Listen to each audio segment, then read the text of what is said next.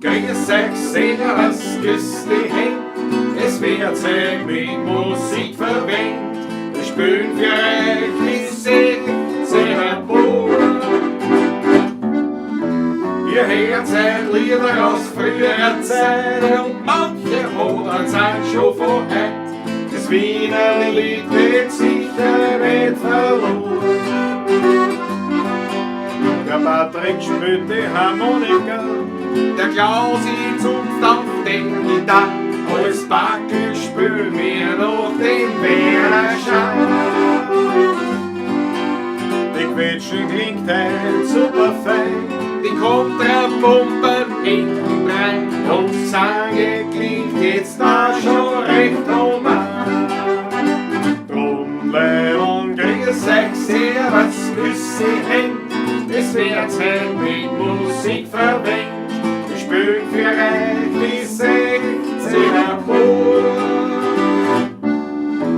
Ihr hört seid Lieder aus früherer Zeit und manche Hodern sind schon von heute.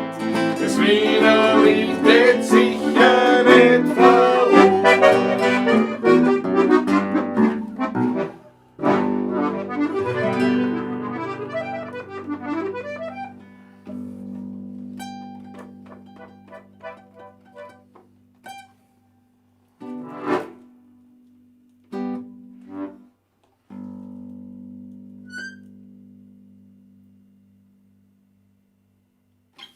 Grüß euch, servus, Küsli, Hint, habe die Ehre. Habe die Ehre. Wir sind wieder die 16er Buben. Live aus dem Studio Donaufeld. Bei mir da daheim quasi. Eigentlich die letzten Wochen, kann man sagen, jede Woche aus einem anderen Studio sozusagen.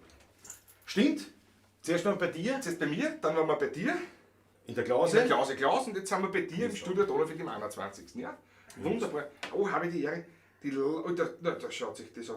Was soll jetzt, ich kenne mich nicht mehr aus. Was willst du denn sagen, Patrick? Ich wollte eigentlich jetzt. Okay, das ist weg. Na gut. Bitte red weiter dabei. Ich versuche gerade. Ja, was die Pappen halten, das könnt ihr weiterreden. Fangt schon wieder gut an. Wir sind beieinander. Und zwar auch natürlich heute wieder auf Instagram. Der Well ist noch, ist noch nicht angestürzt. Da haben wir schon, Gerd Flatrace, Flaneurkommando, Marvihof, Susanne Boom. Jawohl, ist natürlich alles dabei. Vicky, Manfred Schick und Joe Achteln. Wir werden schauen, wie lange Instagram heute halten wird.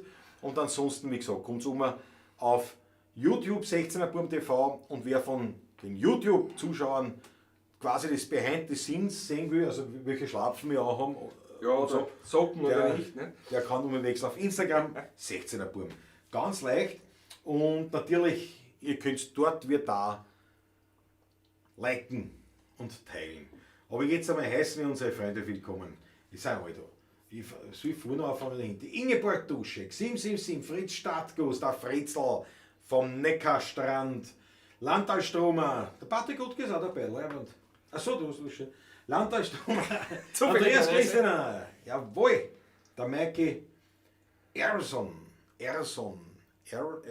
oder Erson, habe die Ehre, schreibt er auf jeden Fall, habe die Ehre, Erson. Große Freude. Ja, da geht's schon zu. Bernhard Hosmotto ist dabei. Yes. Große Freude. Julie 67 Production. Günther Erich Russell gestern live gesehen bei der Motorradl-Demo. Matthias Mariacher. Ja. Markus Pristonik und die Karin Albert. Die natürlich auch. Grüße gut. Sehr weit geht. Duke von Oktan, Franz M. Super, Marco Cinelli, ja, da bist du das gesagt. Guten Abend, sagt auch meine Frau Mama. Gerda Steurer, gemeinsam in Fotoshots zu. Grüß dich, Gerda, servus. Ja, Weitkeit hakelt schon wieder. Jesus, na. Und Dubthread. Und Alucard 366, nein. Hallo, das erste Mal live. Alucard, das gefreut mich. Daumen hoch. Das gefreut mich. Super, dass du dabei bist. So, ja. Ich würde sagen, wir dann gar nicht jetzt viel herumtun. Na schau, Bernards Motto ist auch schon dabei bei uns. Behind the scenes. Alle möglichen. Fritz Stadtguss, Spenger, nicht Spenger. Spengel ist aber Spengel. Spenger 1752. Spain Lukas dabei. Marvihof spielt uns wieder das lässige Liebe den Schimpfworten. Na schauen wir mal, wenn es brav seid, vielleicht. Gritsch Schweiger, Bernards Motto. Ja, Test schreibt er. Bernard, der Test ist gelungen. Habe ich lesen können. Auf Instagram. Ja. Der Ersan ist aus Bayern. Aus Fürstenfeldbruck. Großartig. Gerrit Spörk, guten Abend zu wünschen. Nein, alles da. Ja.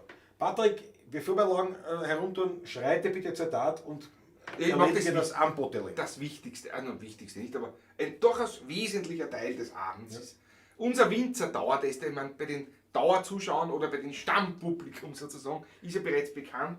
Ausblick Wien, wieder ein Wiener gemischter Satz, den haben wir schon getrunken, mehrmals. Ja. Also auch vor Kamera natürlich. War übrigens der, Weingut Liebling, Dr. der Lieblingswein von der Wiki. Von der Wiki, ja genau, Also vom Marvihof. Vom Marvihof, der letzte Gast. Weil der Andreas Christianer fragt natürlich schon mit vielen weinenden Smileys, wo ist die Wiki heute? Die Wiki ist heute wahrscheinlich daheim. Wahrscheinlich daheim, ja. Ich erbreche das. Ja. Erbreche. Also, den Ja, aber der Right Heart Gentle aus Chile schaut auch schon zu. Servus. Grüß dich gut, Schneidwutz. Ich nehme das Glas in die Hand, nicht, dass wir einen groben Unfall hier haben. Wiener Sandra folgt aus Hamburg. Meine Servus. quasi Nichte. Also sozusagen, kann man schon so sagen. Letzten Sonntag noch in Bad Schönau. Richtig, richtig. Heute bereits wieder in Hamburg, glaube ich, oder? Seid ihr schon wieder zurück wahrscheinlich, oder? In Hamburg, oder? Seid ihr noch da? Das weiß ich jetzt gar nicht, aber ich glaube schon. Ich glaube schon. Ja, ja, morgen aus Hamburg schreibt sie ja. Ja. Ja. Lieblich perlt die Blase des Winzers Höfler in dem Glase. Nein, ich sage eh nichts mehr heute. Das ist Patrick dichtet oder ist er dicht? Wir wissen es nicht. eher Ersteres. Also, Aber es war ein Okay. anstrengender, schöner Tag bis jetzt heute. nun den, ja. Aber Ja, dazu später mehr. sehr zum Wohl. Sehr Prost. zum Wohle. Prost in die Prost Runde. auf euch, gell? Prost. Instagram steht noch immer. Erstaunlich. Erstaunlich. Erstaunt, das ist gut. Behind the scenes auf Instagram, auf YouTube, also wirklich live. Also live dort an. Prost.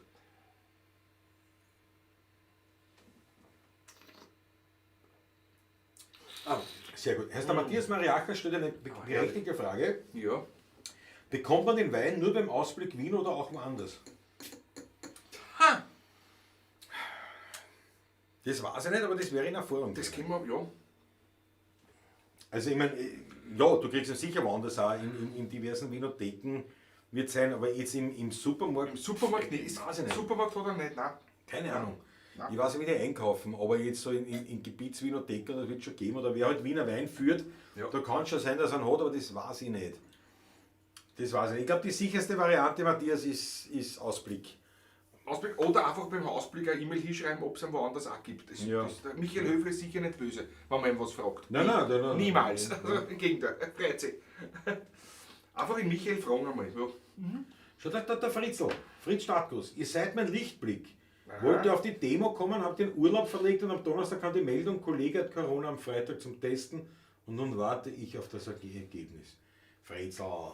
Fritz hat einmal ein Achtel in die Venen, Ja. wie man sagt. Weil- Das kann nicht schaden. Selbst wenn bei dir, ja, aber du hast nicht weggehen können natürlich. Ja. Ne? Das ist, da hätten wir uns persönlich, also naja, nicht zur Thema in Wien, zur anderen Demo, glaube ich. Ne? Aber das ist natürlich tragisch. Aber deswegen werden wir sicherheitshalber in der Community, in der Gemeinschaft unserer Pavlatschners, werden wir dem guten Fritzl, dem Fritz Stadtguss, mit einer donnernden Welle an roten Achteln das Beste wünschen, auf das er ja, nicht positiv ist und wenn, dass er nichts gespielt Das davon. nichts gespielt ist. Also Ja, haut eine genau. bitte für den Fritzl So ist es. die roten Achteln ohne Ende, damit da ja ein guter Lauf vorsteht. Ride Hard und Travel Gentle hat gesagt, mach dir nichts draus, Fritz. Ich habe bereits 2 Grippeimpfungen bekommen. Ich bin sicher auch positiv. Ja. Es ist durchaus möglich. Das ist leicht möglich. Ja. Das schlagt nicht miteinander. Ja. Der Fossi Bär ist dabei, große Freude. Thomas Neumeister, hallo und Prost, grüß dich gut, Marco Cinelli, Servus Schneid, jawohl. Der Roman Buchter, hallo Klaus und Patrick kann heute leider nicht dabei sein, grüß dich und viel Spaß. Ich danke dir schön, Roman. Falls du jetzt noch zuschaust, war eine große Freude, dass wir uns gestern persönlich gesehen haben. Und der hat auch angehabt, ein 16er beim T-Shirt und ich habe dann gesagt, erst, da müssen wir ein Foto machen und dann vor lauter Tour. Na, gestern war ja sicher eine Hektik bei euch los. Das ist ja Wahnsinn gewesen. Das war ja Nein, im Supermarkt hätte ich ihn nicht erwartet, sagt der Matthias. Ja, aber was die oft haben, was ist jetzt der Merkur oder immer, die haben dann schon oft so die regionalen Fächer, wo es dann die heimischen Weine gibt. Bei uns heißt das draußen ein Regionalregal. Ja. Alle großen Ketten bei uns draußen, ja. Und das wird immer interessanterweise von Jahr zu Jahr größer. In der Zwischenzeit ist nicht nur ein Regal, sondern schon eine ganze Regalreihe im Mistelbach bei den ganzen Supermärkten. Ne? Ich finde das nicht schlecht. Also, Nein, schau die roten Achtel von eine. Fritzl für die, nur der Gerald Spörk hat geregelt eine. Und schreibt dann noch, ups. Prost! Ausgezeichnet. Servus die Buben, Christoph Acker. Na, alles dann. Mit Christoph auch gestern noch. Mit Andreas Christener, mit Christoph Acker und der Heidi haben wir gestern nach der Motorradthema in Wien noch ordentlich Eis vertilgt. Wo war's denn noch einer? Beim Nori, das kann ich sagen, ein herausragender, guter Eissalon. Und dann nachher bin ich heimgefahren und was hat es gegeben bei meinem Schatzl? Ein Eis mit einem Schlagobers. Ja. Gut, dass ich morgen zur Blutanalyse gehe und nicht du. Ja, sowieso. Du, waren ja heute bei McDonalds dafür. Ja, eben, das reicht. Roman Buchter, wir haben ja auch eine Freude, das Leiberl war Pflicht. Roman, und da danke dir wirklich sehr. Danke. War echt Leiberl, aber so blöd, dass wir da nicht länger zum Plaudern kommen sind. Aber es wird sich wieder ergeben, unbedingt. Und der Motorradfahrer Roberto ist da, die Viertel für den Fritz. Gerade zugeschalten. Super. Thomas Nickmann, schönen Abend. Sorry für die Verspätung. Der Verkehr. Das soll man ausreden. Wir sind auch hergefahren. Ja. Wir waren ja auch pünktlich heute. Ich meine, heute. Ausnahmsweise. Ja. Gewöhnt sich nicht draus sozusagen. Ne? Ich muss einen Schluck nehmen. Ja, nein, in Reichenau gibt es auch, ja. Naja, Matthias, wie gesagt, ich weiß ja, weil der Höfler, also Ausblick ist ja doch eher nur ein kleineres Weingut. Also, wie gesagt, ob da was dort ist. Aber wie gesagt, ich werde nachfragen, ob es grundsätzlich irgendwo was gibt und werde es irgendwo auf unseren Plattformen verlautbaren, aber wie gesagt, ich weiß es nicht wirklich. Harald Zellinger sagt, Ja. hallo Bub, der Honda echt geil. Danke schön. Nein, mit Beiwagen damals damals, das hat nicht funktioniert, macht aber auch nichts, weil wir waren dort höllisch untergegangen. Das war ja so, also diese Biker-Demo gestern, das war grundsätzlich geplant, der Kicker-Parkplatz, Kicker Nord bei der Wagramer Straße. Und ich mir gedacht, naja, der ist nicht so groß. Und wie wir hingekommen sind, war der schon heillos überfüllt. Und wir sind dann schon, also in der Gruppe sind wir da hingefahren, wir sind dann schon beim XXX-Lutz am Parkplatz gestanden. Aber die Gruppe hat schon zerrissen, weil dann war der schon voll und dann hat es dahinter noch einen riesen Hofer-Parkplatz gegeben und der war auch schon bereits gefüllt. Also, da hätten wir mit der Beiwagen. Wir hätten schon was spielen können, aber es war echt untergegangen. Also so gesehen, ist das eigentlich eh gut, dass es nicht gegangen ist. Ja. Aber wir spielen bald. Das stimmt, ja, wir spielen, ja, aber ich weiß nicht, ob das öffentlich ist oder nicht. Ah ja, man kann sich anmelden. Ich habe das ein Posting schon kurz, hat man die Erzähl. gesagt. Ja, und zwar, wir spielen am 6. September beim Bikers Stammtisch. Die Regina hat mich heute angerufen. Regina Stiller, Die Organisatorin. der Ob wir beim Biker-Demo. Biker Stammtisch dabei sind, da muss man sich allerdings anmelden. Den Link weiß ich jetzt nicht, das ist alles jetzt am Abend vorher entstanden erst. Kurz darum weiß ich noch nichts. Aber auf Facebook gibt es angeblich schon ein Posting jetzt. Von der Regina Stiller, auch glaube ich in der Brennheim-Gemeinde, ich weiß nicht, wo das jetzt ist. Ja, wird sicher, Sie hat ja. mir nur, das war ganz knapp vorher, bevor wir jetzt die Sendung gemacht haben. Aber ich kann das ruhig erwähnen, hat sie gesagt. Wenn ich Sehr gut. Also bis 100 Leute haben dort Platz und wer zuerst anmeldet, malt zuerst. Also es geht nur mit Anmeldung dort. Und der erste Biker-Stammtisch in Wien. Und sie plant sowas, glaube ich, aber auch in den Bundesländern und in anderen Ortschaften. Sehr leibend. Und da spielen wir am 6. Ja, also Wiener Lied und Harley Davidson Wiener war Lied das und Harley Davidson war das weil das dabei. ist quasi Country Music, nur halt in Österreich, also nur in Wien. Obwohl der nicht für Country ist, aber also für Land meine ich, aber trotzdem. Für Gegend, nicht? Aber Für Gegend. aber ich finde, das passt super zusammen. Was meinen Sie?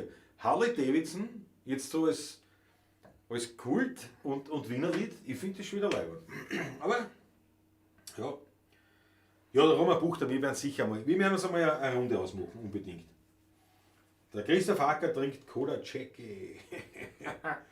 Cola ist gut. Jackie ist nicht so ganz mein Fall, aber grundsätzlich ist es auch ein durchaus ganz angenehmes Getränk zur passenden Zeit, ja. Ich bin Ab nicht so. und zu. Whisky sowieso gern. Cola mit Whisky geht, ja. Ich muss einmal da auch schauen, ich muss da auch schauen. Läuft Instagram. Die läuft noch. Grüß euch Gott auf Slavi Instagram. 80 schaut zu. Instagram sind wir ja nur behind the scenes. Also wer es in hoher Qualität wirklich in der Live-Sendung der Palatschen sehen will, switcht auf YouTube auf unseren Kanal. Tut das alles ein bisschen besser, die Tonqualität, Bildqualität und so weiter. Nein, es ist der Der Hauptsender. Hauptsender, ja. Das ist behind the scenes. Ja, aber im Prinzip sieht man das Gleiche. Nur auf Instagram immer stundenlang. Du, pass auf, da gibt es ja. Jawohl, dir nicht gefällt. Das ist eben Wiener Country, das Wiener Lied, ja. Bernhard has Motto, HD, Harley Davidson und Austrian Country. Passt super, ich glaube auch. Der Gerald Spörk fragt berechtigterweise, Also, hat Patrick eigentlich auch ein Nein. Motorrad? Wenn nein, warum? Noch nicht. weil der Patrick keinen A-Schein hat. Ja, und ich weiß, mit so einem Menschen. Und Würde ich sagen. ein leichtes Augenleiden hat, nicht? Und das ist, Ja, das ist jetzt die Ausrede erst. ich bin beim Augenarzt in 2 Monaten nämlich. Dann werden wir weitersehen. Bei der Susi. Ja, weil die Motor Rutger ist ja noch nicht vom Tisch. Aber wenn sich der Patrick sträubt, aber die ist noch nicht vom Tisch. Wer es nicht weiß, um was da geht, die Motor Rutger wird das größte Biker-Festival Europas sein. Und das findet in Eibestal Umgebung bei Mistelbach statt, nämlich dort, wo der Patrick daheim ist. Und ja, und ist auch nach dem Patrick benannt, nach dem Rutger, die Motor Rutger. Und der Patrick speist ihn ein bisschen, weil er irgendwie das nicht einsieht, aber er wird ja nicht gefragt. Es wird passieren dann wahrscheinlich. Es wird völlig überrannt werden. Ja. Sweet Home Weinviertel, Fritz Startkunst, sehr gut. Sweet Home Weinviertel. Zum Eröffnen, welche ist denn eure Lieblingsnummer zum Eröffnen? Ride Hard Road Gentle. Grüß euch, Servus, Ja, Küss. aber was zum Eröffnen? Was meinst du zum Eröffnen? Muss ich jetzt nachfragen, ja? Bitte nicht die Melone zum Bikertreffen aufsetzen, das geht dann wirklich nicht. Wieso nicht? Demo in Wien leider nicht dabei war verändert, ich werde erst am Abend in Wien angekommen. Ja, am Abend sind wir erst heimgekommen. Na, passt der Motorradfahrer Roberto. Du, Ride Hard Road Gentle. Die Frage, wie gesagt, welches ist denn eure Lieblingsnummer zum Eröffnen? Was eröffnen? Da bin ich jetzt noch überfragt. Aber wir werden jetzt einmal ein Stückchen spielen. Ja, wir haben heute ein Thema. Ich habe ein Thema vorgegeben. Beinhart. Und deswegen spielen wir jetzt zuerst einmal ein Lied. Ein Lied spielen wir noch, ja. Jawohl. Und der Amtsarzt sagt, ja, Bernhard has Motto, genau. Wenn der Amtsarzt grünes Licht gibt, dann nimmt er vielleicht dann den B-Schein auch weg. Ja, Wenn es ein B ist. so ist es, ja. Eine hagliche Geschichte, sage ich. Ich muss das zuerst vorher mit einem Augenarzt meines Vertrauens abklären. Slavisa Sekulic, der Slavi von Instagram, ist auf YouTube umgestiegen. Jawohl! Slavi, das taugt mir. Aber jetzt, ich meine, das meine ich jetzt echt ernsthaft die Frage. Weil ich jetzt das nicht weiß. Slavisa oder Slavisa Sekulic. Sekulic. Aber ist Slavisa jetzt ein männlicher oder weiblicher Name? Ich weiß nicht. Bin mir jetzt auch unsicher. Aber Slavi, ja. Das mich interessiert. Ja, Das mich interessiert. Bitte um Bitte. Entschuldigung, dass ich das nicht weiß. Aber das nicht jetzt. Aber Slavisa, weiß nicht. Ist schwer. Ich will mich nicht einreden. Aber besser nachfragen, als in ein Fettnäpfchen nach dem anderen treten. Ne? Macht nichts, haben wir gewohnt. Natürlich. Klar. Der Red Hot Road Channel, ein Konzert, erste Nummer. Männlich ist schon da. Ist schon da. Passt. Männlich. Gut. Slavisa, dank der Schön. Sekulic ist das Kroat. Nicht, dass ich jetzt was auffällt, wie das Fettnäpfchen trete oder so. Ja. Sekulic ist. Slavica ist. Aha, Slavica ist weiblich. Siehst du, ich was gelernt? Also das S ist dann männlich und das C ist weiblich. Siehst du, das Bildungslücken werden gefüllt. Füllt bei uns auf Das YouTube. taugt Ja, mir. es Das ist taugt mir. ein Bildungskanal. Eindeutig. Slavica und Slavisa. Sehr leibend. Ich Wow. glaube, das habe ich noch nie nachgedacht, dass das so ist. Na großartig, Was wieder spielen wir? was gelernt. Was spielen wir? Ich jetzt, mein, die Wiki hat zwar früher schon einen Wunsch geäußert, aber das machen wir jetzt noch nicht. Das lässige Lied mit den Schimpfworten. Ha, und die Marvi-Hof ist jetzt auf YouTube auch. Endlich klappt's! Jawohl. Jawohl! Jawohl. Na schau. Na schau, und jetzt hat der Andreas Christina wenigstens die Möglichkeit, die Wiki zumindest zu chatten. hier, nicht? Mit der Vicky und mit Manfred vom Marwehof. Haben wir letzte Pavlatschen ja üppig besprochen. geplaudert, ja. Und die Vicky war bei uns zu Gast. War eine ganz leibende Sendung, hat 4,5 Stunden gedauert, weil es so leibend war. Ja, das war eine XL. Ja, unbeabsichtigt. Ja. Aber es war einfach so leibend, dass wer Lust hat, schaut einfach die alte Pavlatschen, also die von dem letzten Montag. Und da haben wir einen ganz herrlichen Abend verbracht. Ja. Na schau, die Vicky die kriegt da schon mehr Winker und mehr Grüße, nicht als. Ich weiß nicht, ob sie ihnen überhaupt noch taugt, wenn wir da spielen. Das ist ja schon wurscht. Scherz. 50 Zuseher haben wir gerade. Grüße euch alle noch einmal, die jetzt das zugeschaltet sind, noch nicht mitkommentieren können oder wollen. Auch euch natürlich einen wunderschönen guten Abend. Gell? Auch euch. Und natürlich auch der Vicky, so wie es alle schreiben. Das. Manfred, dir auch. Ne?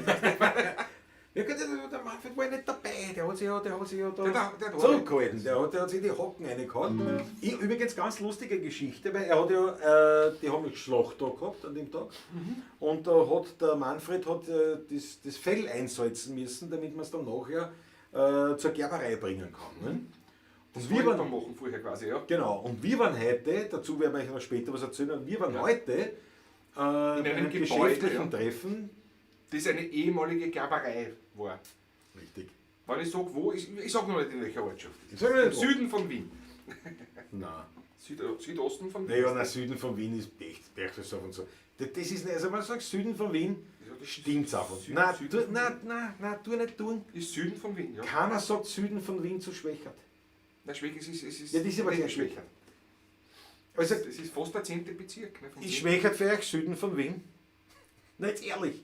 Nein, Patrick, da muss ich einen Schluck nehmen. Gledering ist im Süden von Wien. Nein, das ist nicht Süden. Nein, das ist nie Süden von Wien. Das ist, wenn du die Oberlahrstraße rausfährst, kommst Ja, du nach ich Gledering. weiß schon was gemeint, aber es ist nicht. Süden von Wien ist Berchtolz auf Mauer, das ist Süden von Ja, Wien. Gledering gehört auch zum Süden für Nein. immer dafür. Ist es so? Weißt du, so Kleinigkeiten muss man sich streiten, muss man sich ärgern. Das ist Sehr Wahnsinn. zum Wohle. Sehr zum Wohl.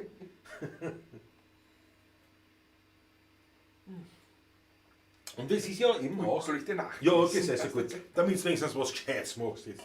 Nein, aber das werden wir dann noch berichten, genau. Aber auf jeden Fall war das lustigerweise auch eine ehemalige Gerberei, wo wir da waren. Also hat das gut passt. Südost, sagt der Thomas Neumeister. Ja, Südost, ja, stimmt. Ja, gut, ja, macht ein bisschen auf Diplomat. Ne? Ist in Ordnung, ist in Ordnung. 777 sagt Ost. Dankeschön, 777. Richtig. Chaco Speed ist da.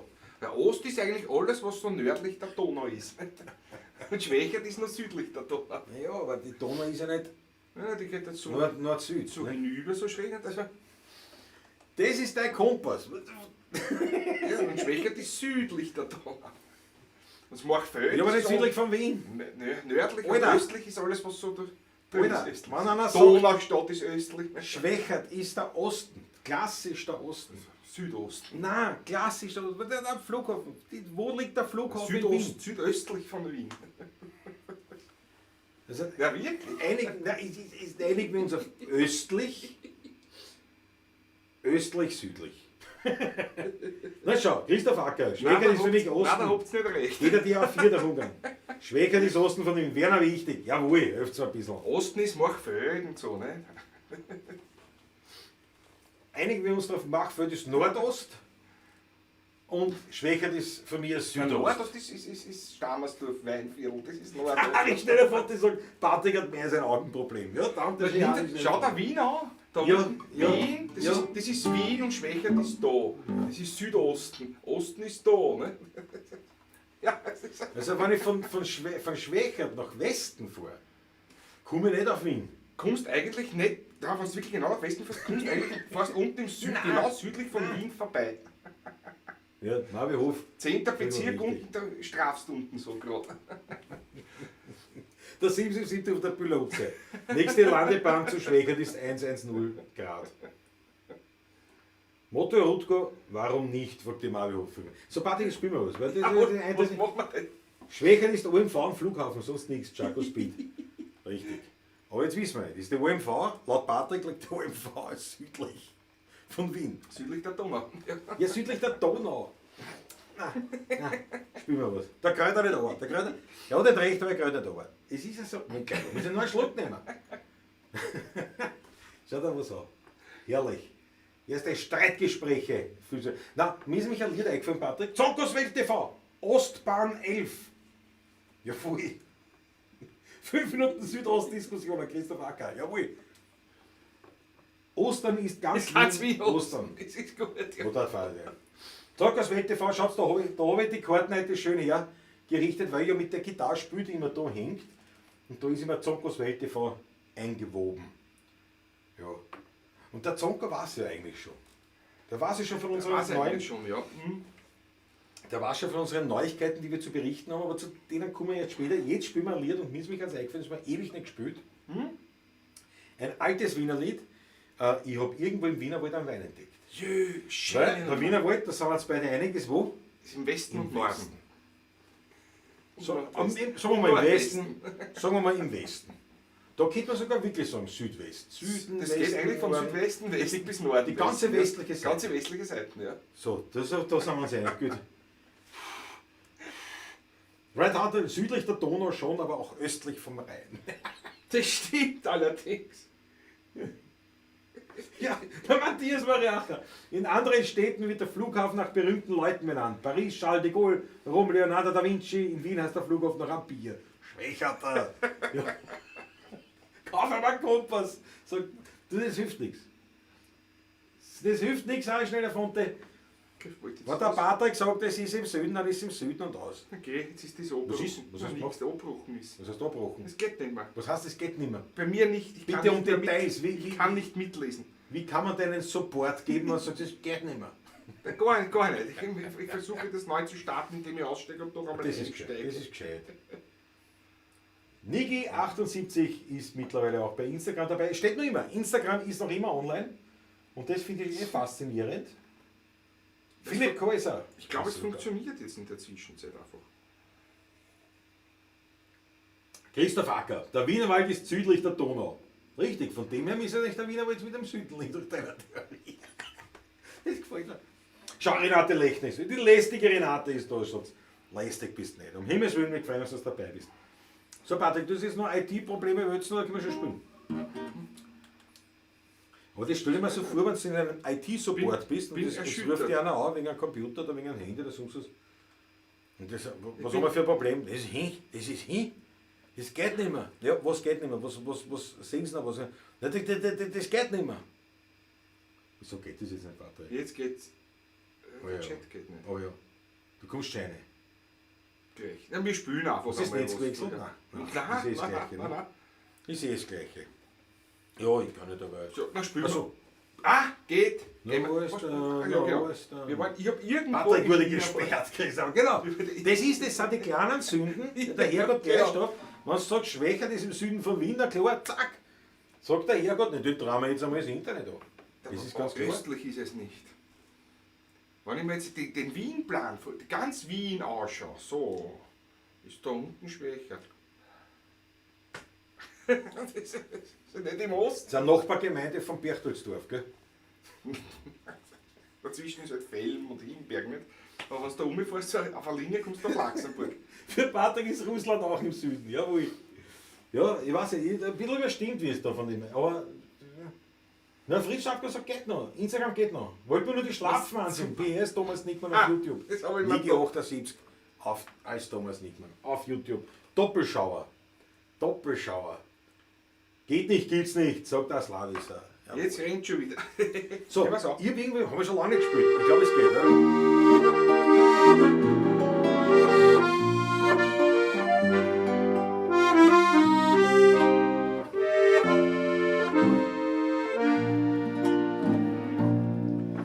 Dann ist sonntags um 8 in einem Stammlokal gekommen. Schön die Spätzl und Servusglase, ja sag, wo kugelst du denn um? 14 Tage fühlst du ein Grad schon bei der Tarockbad.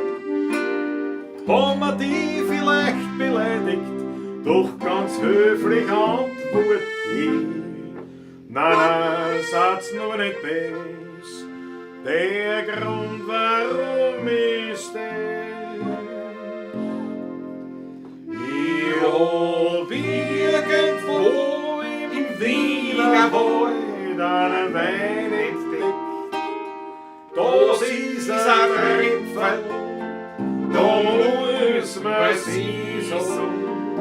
Wenn nur einer tut sein Gasel in das Glasel steckt, der muss zuerst ansagen, dann kann es ein Beso. Ja, was ihr möcht's genau nicht wissen, was das ein Weindl gibt, aber ich zeig nicht auf, das hat keinen Zweck. Den sag ich voll ablässt, von mein Hauer die Adresse. Sagt es Hallo drin dort und sauft's meinen Weg. Zweite Nummer noch. Ja. Hinten ganz im Krapfenwell, da steht ein Häsel lieb und nett. Mit den Reben auf der Mauer schaut es aus wie ein Bouquet. Und der Hauer ist mein Spätzl aus der grünen Jugendzeit. Er fängst alle Jahre Fassel und das buchst mir raus zu zweit. Und wo ich dann heim, denk ich mir in der Kahn. Ich hab irgendwo im Wiener Wald einen Wein entdeckt. Allein versteht. Das ist ein Tripfel, da muss man sie so. Wenn nur einer tut sein Hasel in das Glas steckt, der muss zuerst ansagen, dann muss er Beso. Ja, was ihr möcht's, genau nicht wissen, was das Weindl gibt, aber regt's euch nicht auf, es hat keinen Zweck. Den sag ich fein ablässt, von mein Hauer die Adresse.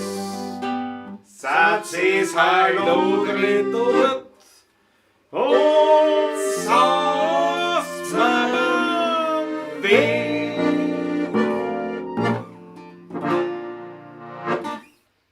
Schöne Nummer. Wir haben ewig nicht gespielt. Ewig nicht gespielt, aber sofort wieder erkannt. Ja, voll. Gleich drinnen. Ewig nicht. Die Achtung von eine Danke. Karl Odener wäre stolz auf euch, sagt die Renate Lechter. Das ist lieb von dir. Danke, Renate. Das danke der vielmals. Das ist jetzt eine Möglichkeit, da einmal wieder etwas einzublenden, nämlich den Hinweis. Wir danken dir für deinen Schmattes, Obolus, Beitrag, was auch immer, in den virtuellen Hut und in der Videobeschreibung findet ihr die Möglichkeiten, ein PayPal-Account und die Kontonummer, den, wie heißt das? IBAN. Den ja. IBAN. Findet ihr in der Videobeschreibung unten. Wir werden euch dankbar eben für einen Beitrag. Wahnsinn, Spaß gemacht. Unbedingt. Und bei der Gelegenheit, Wiener Wald was nicht, aber und das nächste Spieltermin habe ich jetzt da stehen, mit einem Föller, Radstraße 64 steht da, aber das haben wir gleich ausbessert. Weil es ist nämlich tatsächlich Radstraße 46. Die Kenner wissen es bereits. Es handelt sich um einen heurigen Wolf in der Radstraße in Neustift. Da schwimmen wir mit dem Bluesschabel. Patrick, die Endlich Bluesschabel. wieder mal die Bluesschabel. Was ist die Bluesschabel? Eine Mischkulanz, eine Mischung aus Wienerlied und Rockmusik, Hardrock, ein bisschen Blues, Jazz ganz, ganz wenig. Nur. Also im Prinzip sind wir 6 Leute, Uli Bär ist dabei, Uli Winter ist dabei, also ein Teil der Untouchables und mir die 16er Buben. Wir lassen uns da so richtig krochen, kann man eigentlich sagen. Es Ja. ist echt spaßig für uns und das Publikum ist auch immer begeistert. Wir spielen seit über 10 Jahren zusammen jetzt auch in der Zwischenzeit. Ja, stimmt. Herbert Nowacek am Bass dabei, eine Legende auch, also in der österreichischen Musikszene. Unglaubliche Partie, echt leibend, also ich freue mich schon so drauf. Ich freue mich auch. Schon lange nicht gespielt, weil natürlich die. Letzte Woche haben wir Probe gehabt, ja. Ja klar, weil das ist in die Corona-Zeit reingefallen, wo das dann angesagt worden ist. Ja. Ich meine, jetzt muss ich da sagen, der Christoph Acker sagt, Herrliches Duett. Markus Besson, da muss man sie sagen. Jetzt hängt das schon wieder. Ja. Das ist nicht wirklich so eine leibende Geschichte. Dieses Wienerisch, wenn du sagst, da muss man sie sagen. Ich finde das so eine leibende Floskel. Taugt mir echt. Ja. Und den Chaco Speed. Der baut gerade seine Sorgen ein bisschen an. Das ist Sehr gut. schön. Chaco Speed. Weiter abbauen. Geht schon. Gut, Andreas Christian Amandi, ich will das Thema jetzt nicht nochmal aufmachen. Ich lese es aber- gerade, es gibt der Chat schon wieder. Bitte, ich lese vorher. Die A4 Ostautobahn geht nach Schwächert. Sollte sie nicht Südostautobahn heißen? Na, weil sie geht ja dann anders weiter. Sie führt ja weiter gesehen in den Osten. Ne? Das ist, aber Schwächert liegt im Südosten. Das kannst du vergessen, und der Patrick sagt, Schweckert liegt im Süden, kannst du die Pappen halten aus. Schwächert liegt im und aus. Südosten von Wien. Ja. Jetzt ist es schon beim Südosten. Naja. Der Patrick auf der Harley, das war was. Ja, finde ich auch. Ja. Die Daumen hoch nicht vergessen, Fritz Startguss. Ja, Ja, danke für den danke. Hinweis. Auch jeder, der zuschaut, wir möchten euch bitten, haut's auf beim Video, was da geht unten den Daumen hoch. Dann spielt der Algorithmus auf unserer Seite. Ja. Das wäre eine große. Geht Instagram eigentlich noch? Ja, geht noch. Wunderbar heute. So viel Behind schon. the Das ist der scenes. Flatrace so. Ja? Gerhard Flatrace.at, muss ich dazu korrekt sagen. Machfeld im Süden von Island. Harry schneller von der, jawohl. Du, Renate Lechner, in Dornbach drüben, das kann ich leider nicht. Boah, das haben wir gespielt. Aber geile Nummer. Zu lange nicht gespielt, ja. Zu lange Ja. nicht gespielt, ja. Und dann, das ist ja eigentlich ist ja kein Wiener Lied, ne? Und das war ursprünglich. Ursprünglich nicht. war es ein Wiener. Und das ist dann, glaube ich, umgeschrieben worden vom gleichen, vom wie der Kassen, Hunter, Cole Hunter. Nein, das ist ja viel älter. Der Cole Hunter war der Junge, der das gemacht hat. Der von in Dornbach drüben ist, das heißt eigentlich. Aber was hat denn der Cole Hunter? You didn't believe me. You didn't believe You me. wouldn't believe me. Ja, Würden believe me ist aber nicht von Cole Hunter umgeschrieben. In Dornbach drüben ist schon viel, Was hat viel der Cole älter. Hunter geschrieben? Mit wem verwechsel ich das? Cole Hunter verwendet mit dem, der hat mit Kurti Stromer mal die Auftritte gemacht. Cole Hunter und Kurt Stromer. Ah, weißt du, was ich jetzt Der hat- verwechselt habe? der Der hat hat auch den Text von Fly Fly Me Me to to the the Moon. Moon. Ja, Geschrieben. Flieg mit den mir habe zum ich Mond. verwechselt, ja. Weil ich glaube, Cole Cole Hunter, Hunter, großartig. ja. Wie heißt der wirklich? Also Jäger? Nikolaus Jäger. Ich glaube Klaus oder Nikolaus Jäger, ja. Einfach Leibwand. Ja, Einfach großartig. Leibwand. Der 777 sagt, Patrick bekommt keinen Flugschein. Na gut, wir brauchen ja nur einen A-Schein für den Patrick. Mehr brauchen wir nicht. Mehr brauchen wir nicht.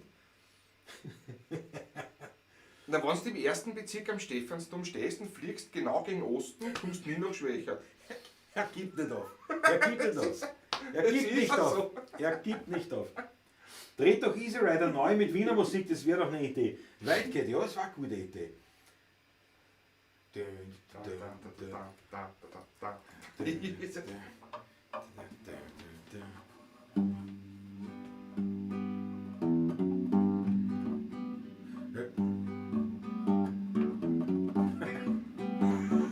Born to be mine. Nein, ich glaube, das wird nicht. Naja, das ist. Geht sich nicht ganz aus, ja. Ja, schau, Michael SL, am 16.09. ist eine super Wiener Veranstaltung in Jawohl. Winterbäder im Norden von Wien. Ja, stimmt. Kommt ihr auch? Das ist völlig richtig. Selbstverständlich sind wir dabei. Da habe ich jetzt natürlich. Die echten Werner. Da habe ich da jetzt natürlich nichts. Warte mal. Fix. Nein, das finde ich jetzt nicht. Verdammt. Das kann ich jetzt nicht einblenden. Ich habe einen Binderbäder.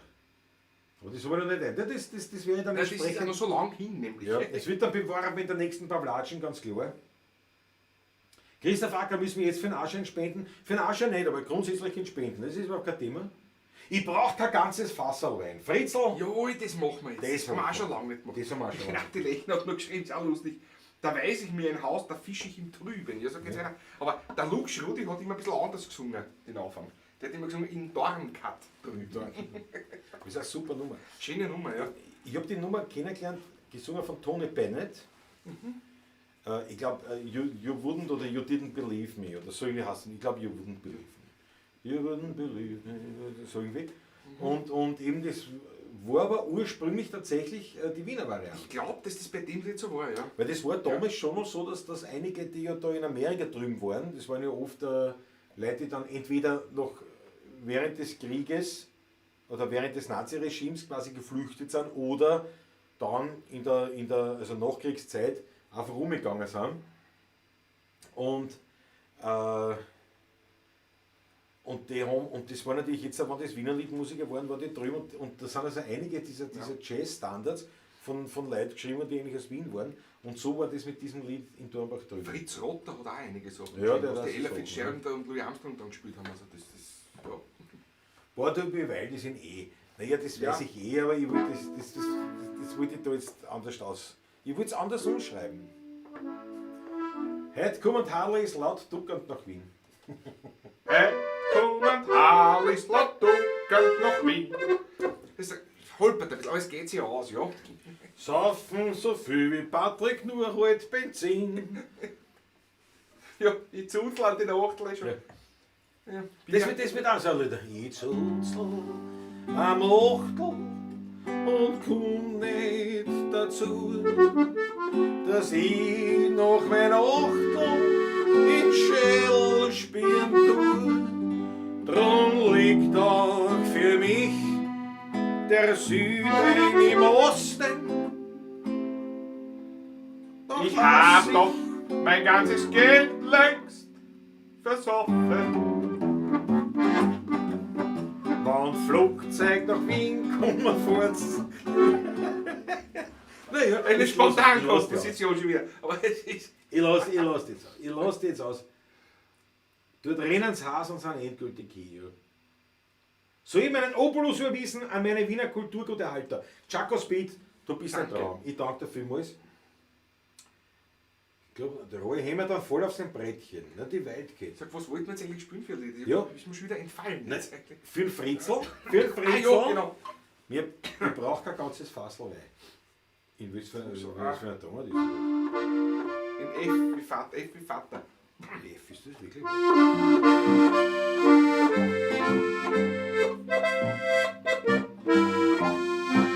C. Ich bin ein Habertanz und heute ist auf dem Platz meine große Leidenschaft. Gut mit dem Rebensaft hab ich ein Glas Wein, fällt mir kaum Sinn ein. Manches Mal. Tarapapa. Ich brauch kein ganzes Fassel Wein, die Gottung ist mir wurscht. Nur gut muss halt das Trepferl sein und das mir lässt mein Wurscht. Ich hab mit 3-4 Liter genug, da geh ich weg. Mit Wasser nur lasst's mich in Ruhe, denn das mag ich wirklich nicht. Mit Wasser nur lasst's mich in Ruhe, denn das mag ich wirklich nicht. Ich hab das ausprobiert, hab ziemlich lang studiert. Ich brauch den Wein zum Est, ja nur als Arbeitsgeist. Den kann das ich in mir, ein Viertel Wein drin spiel. Hebt sich Wein, Hammer, drum Herz dazu. Ich brauch kein ganzes Fassel Wein, die Gottung ist mir wurscht. Nur gut muss heut das Trepferl sein und das mir lässt mein Wurscht. Ich hab mit 3-4 Liter jawohl, da geh ich mit. Mit Wasser nur lasst's mich in Ruhe, denn das mag ich wirklich nicht. Mit Wasser nur lasst's mich in Ruhe, denn das mag ich wirklich nicht. Ha! Schöne Nummer. Vom Ascherlingen nicht. Von Kruschnik ist das. Das schon, ja. Ja. Das schon. Ich kann jetzt da noch was nachsetzen und zwar, warte, muss ich Bitte. das jetzt wieder da einfüllen. Setzen Und Sie zwar mal. habe ich da noch das Plakat gefunden von den Bluschrammeln. Rotzig, respektlos, radikal. Das war eine ganz lustige Geschichte, wie das entstanden ist. Das war irgendwann mit den Wiener Festwochen so eine Geschichte. Und da haben sie gesagt, das war irgendwie lustig, so Wienerlied und Rockmusik. Und dann irgendwie hat sich das halt dann so ergeben, dann sind wir so zusammengekommen. Also der Uli Winter war eigentlich so der Mastermind dahinter und der hat dann, Der auf Empfehlung eines Freundes von uns auf uns gekommen ist. Ja. ja na klar, nicht, der hat eine Wienerliedpartie gesucht und hat natürlich War nicht so leicht zu finden. Ne? Das war wieder so eine Geschichte. Aber auf jeden Fall, ja, jetzt auch schon 10 Jahre machen wir das. Eine Über 10, glaube ich. 11 oder 12 Jahre schon, ja. Mischkulanzpartie. Ein gemischter Satz sozusagen von Rock plus Wienerlied. Ganz leibende Geschichte. Kann ich jedem nur empfehlen. Satz dabei, Höriger Wolf am 30. August am Frühschoppen, 12.30 Uhr. Karten-Junkie, Weltlied. Jawohl. So, wieder raus. So, das nächste wieder. Was soll ich einblenden? Wird da ein Hut oder die PR? Einmal so die PR. Ja, vielleicht einmal Die dazwischen. PR, warte mal, man kann es ja aussuchen, nicht wahr? Dann kann ich da das so drüber kitten noch schauen. Weißt du, ich spiele mir heute, halt weil ich kenne mich da viel aus mit dem Gerät. Ich danke euch herzlichst. 32 Daumen hoch haben wir schon. Ganz großartig, danke für das. Das ist immer wichtig. Das ist quasi die Empfehlungsschiene von Online-Medien. Ne? Daumen hoch, Like, wie das alles heißt. Schwarzen an, schaut zu, Praxapp, schaut zu auf Instagram. Grüß Gott, noch ist, naja, Instagram wird schon bald dran wahrscheinlich. Ja. Wird nicht mehr lang online sein. Wer so noch bei der Paulatschen live dabei sein will, schaut auf YouTube unter dem Kanal 16er Burm TV, da findet ihr uns die Live-Sendung, weil das ist quasi ja, Instagram ist ja unser Dreisat. Ne? Da ist immer nach einer Stunde müssen wir uns von den Zusehern von Instagram verabschieden. Genau. Wünschen noch einen schönen Abend aus Wien. Und dann wenden wir uns wieder geschickt dem Publikum auf YouTube zu. Das ist halt so. Wie lange gehen die Blues-Schrammel-Session? Ja, was wird es sein? 2 Stunden? 2 Stunden, also 2 Sätze. So 2 Sätze, ja. 2 Sätze mit Pausen. Ja. 33. Schreibt der Bernard aufs Motto und da war es jetzt wirklich. Daumen hoch, ja. Ja. Dankeschön, Bernard. So überlegen müssen. Das wäre ein Code. Das ist ein Code, den ich nicht check. Code 1842. Sogar der Code-Check. Code-Check. Herrlich. Naja, Burschen. Also, und Mädels natürlich. Jetzt müssen wir Burschen schon der und Wiki. Burschinnen, ne? Ist die Wiki noch da, wenn die Wiki nicht mehr da ist, spielen wir das Lied nicht. Burschen und Burschinnen, wie mein Großvater immer gesagt hat. Der Marvihof. Ist der Marvihof noch da, dann müssen wir da, dann meldet euch. Die sind, Weil dann spielen wir das Lied. die sind so schweigsam heute, ich meine, sie schreiben nicht. Ui, was kam hier? Wirklich wahr, schau, voll leibend heute vom Zonka, dass er die MotoGP-Analyse vorgezogen hat, um nicht mit euch zu kollidieren. Und ihr seid echt ein Live-Magnet, habt bei 900 Abos immer um die 50 Zuschauer. Ja. Wir haben noch nicht einmal 900 Abos. Oh, ich glaube. Nein, haben wir noch nicht, 800 irgendwas. Ich habe heute erst geschaut, es fehlen uns ein paar. Es fehlen uns so 120 Leute, 115 oder das fehlen uns noch. Dass wir die 1000 beieinander haben. Ersen sagt 34 Daumen. Danke euch schön. Natürlich sind wir da, sagt Marvihof. Na wunderbar, na, dann müssen wir da. Ja, wunderbar, dann müssen wir es gleich Da spielen. spielen wir das jetzt da. Ja, Live-Magnet. So, naja, es ist aber kein schlechter Schnitt. Man sagt so rund 900 Abonnenten und immer so um die 50 Zuschauer. Der Roman Buchter, ich glaube, du bist nicht mehr da. Ist er da? Achso, bin wieder kurz da. Treffen wir uns einfach zu einem Fotoshooting. Schreib mir, Twitter. Ja, wir reden uns zusammen. Unbedingt. Der Zonk ist ein Weltbursch, ne? Das glaube ich auch. Der Laptop hängt am TV. Achso, da kann man nicht reinschauen. Ja, siehst du das. Der Andreas Christian sagt, 884 Abos haben wir bis jetzt. 117 und wir werden reich.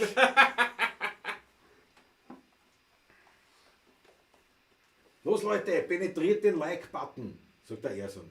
Ja. Ja, aber wie gesagt, das ist sozusagen der, wie sagt man das, der Applaus der Online-Welt. Der Online-Welt, ja. Sondern Daumen diese hoch, Dinge, ne? Ja. Daumen hoch und so Sachen, ja, weil es die Algorithmen halt brauchen, beziehungsweise halt bei den Dingen. Aber wir haben ja, jetzt spielen wir das Lied, was sich die Wiki gewünscht hat, und dann verlautbaren wir, wo wir heute waren, was wir zu tun gehabt haben. Ja. Im Osten. Südosten von Wien. Und da werden wir dann sagen, um was geht.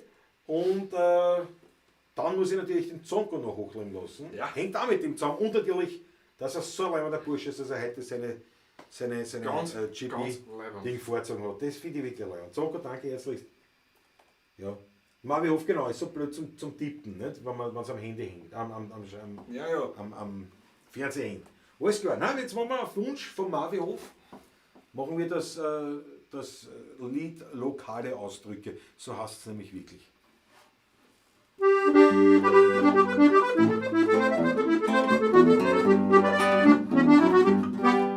Ein Fiaker, der tut für das Fahren von einem Herrn bei der Nacht in der Leopoldstadt 3 Gulden begehren. Der Herr sagt, ich zahle eine Gulden bloß nur, weil ich glaub, für eine Viertelstunde fahren ist das genug.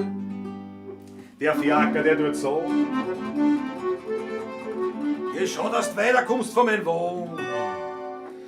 Du bugelst mein Käferl mit dem Mug am Heferl. Du noch geschwind ein Porsche, sonst kriegst du eine Flasche, so ein geflickter Beidl, welcher Taschenfeidl. Diese Nasel ist auf der Erde, mit deinen Spatzenwadeln kannst du einen Schuckern radeln, nicht ein Juckerzegel, aber ins Mundteil.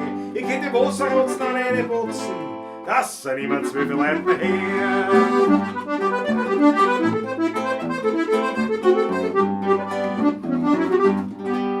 Eine sehr noble Dame kauft am Naschmarkt ein.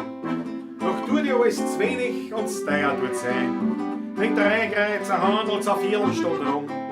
Und zum Schluss kauft sie nix. Ja, da wird's der Kreidlerin dumm. Und die Kreidlerin fängt an zum Schimpfen, was sie nur kann. Kauft der schießt der Laberl, schlampert's der Radiwabel, so ein Grauper Schlamperl, früher Opo-Stramperl, lockig der Zuselfetzen, müssen uns nur abschätzen. Das haben wir nicht vernünftig, na gut Lob. Ich kennt die Feierzanger gleich beim Zug verfahren und in deine Bratze, die Beamten, das Karotzen, Pläne, Stanzgrädel, mit Schäbs und Schädel, schau, dass du weiterkommst, sonst werde ich grob. Das goldene Herz, was? Ich muss kurz so, weil ich muss dazwischen funken, weil jetzt ist, glaube ich, der richtige Moment, um sich bei den Zuschauern von Instagram zu verabschieden. Ich glaube, in Kürze wird der Livestream einfach beendet sein. Wer noch dort ist und noch weiter schauen will, kommt auf YouTube 16er.tv. Ansonsten wünschen wir einen schönen Abend. Beste Grüße aus Wien. Vierte. Aber wir sind ja noch da. Wir sind noch da auf YouTube. Also Instagram ist auch noch da, wie gesagt, ich sag's schon vorher. Ein Hausmeister, der spritzt Trottoir von der Grand und spritzt einer Frau unabsichtlich aufs Gewand. Darauf sagt sie, Sie Flegel, was geben Sie nicht Acht? Ja, drauf ist der Hausmeister schrecklich aufgebracht. Er schreit von der Zorn. Jetzt spiel auf deine Kluren. Ausgewaschene Socken, Käbe, deppert's gerundene Weibe. Du bist ja eh schon schäber, dir ein Innsbruck lieber. Hat schon der Harringschell, schlappert's Anschlagzähler, wie dich Stundengerät verhindert fuhren. Du kannst nicht immer flänschen mit deiner Tier und Dränschen. Möchtest du mal kämen, kannst was nimmer zähmen. Schimplert's Gereizerwickel, schlappert Spatzen, Schreckerl. Schau, dass du weiterkommst. Sonst wird die ordinär.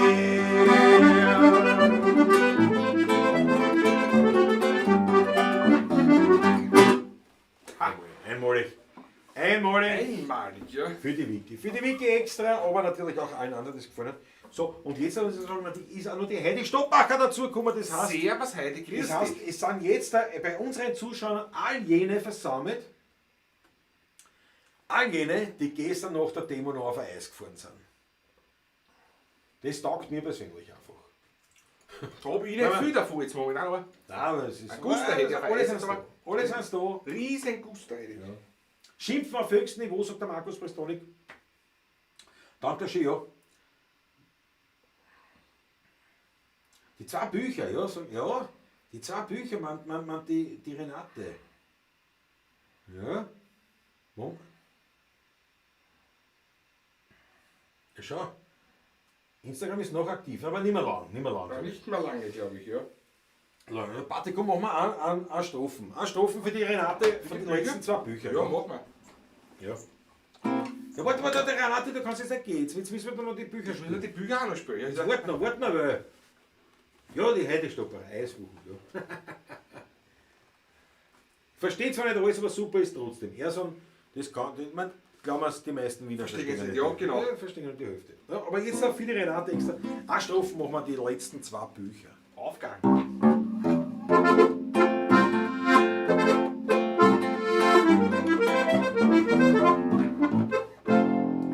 Stollen haben wir nix, genommen haben wir nix. Na, wir sind die ehrlichsten Leute. Nur mit der blöden Arbeit hat ja keiner Freude. Wir drohen bloß Vierter, sind allerweil fix. Aber tun dann wir täten, aber tun dann wir nix. Und im Winter, da müssen wir uns plagen, weil da fahren wir wieder auf Spritzwagen. Und im Sommer, da schreien wir See, weil da kehren wir miteinander den Schnee. Aber gewissenhaft. Ohne Unterstand beschließen wir unseren Lebenslauf. Da singst die letzten 2 Bücher, jetzt hört sich das Bücherlein auf. Da singst die letzten 2 Bücher, jetzt hört sich das Bücherlein auf.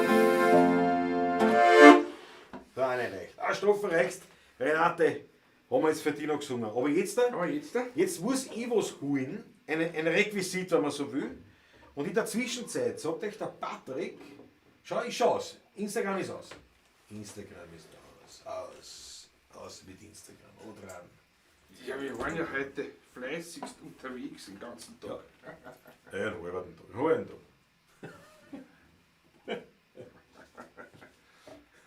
Ja, Patrick, pass auf, ich hole die Requisiten und du erzählst dir, was gegangen ist.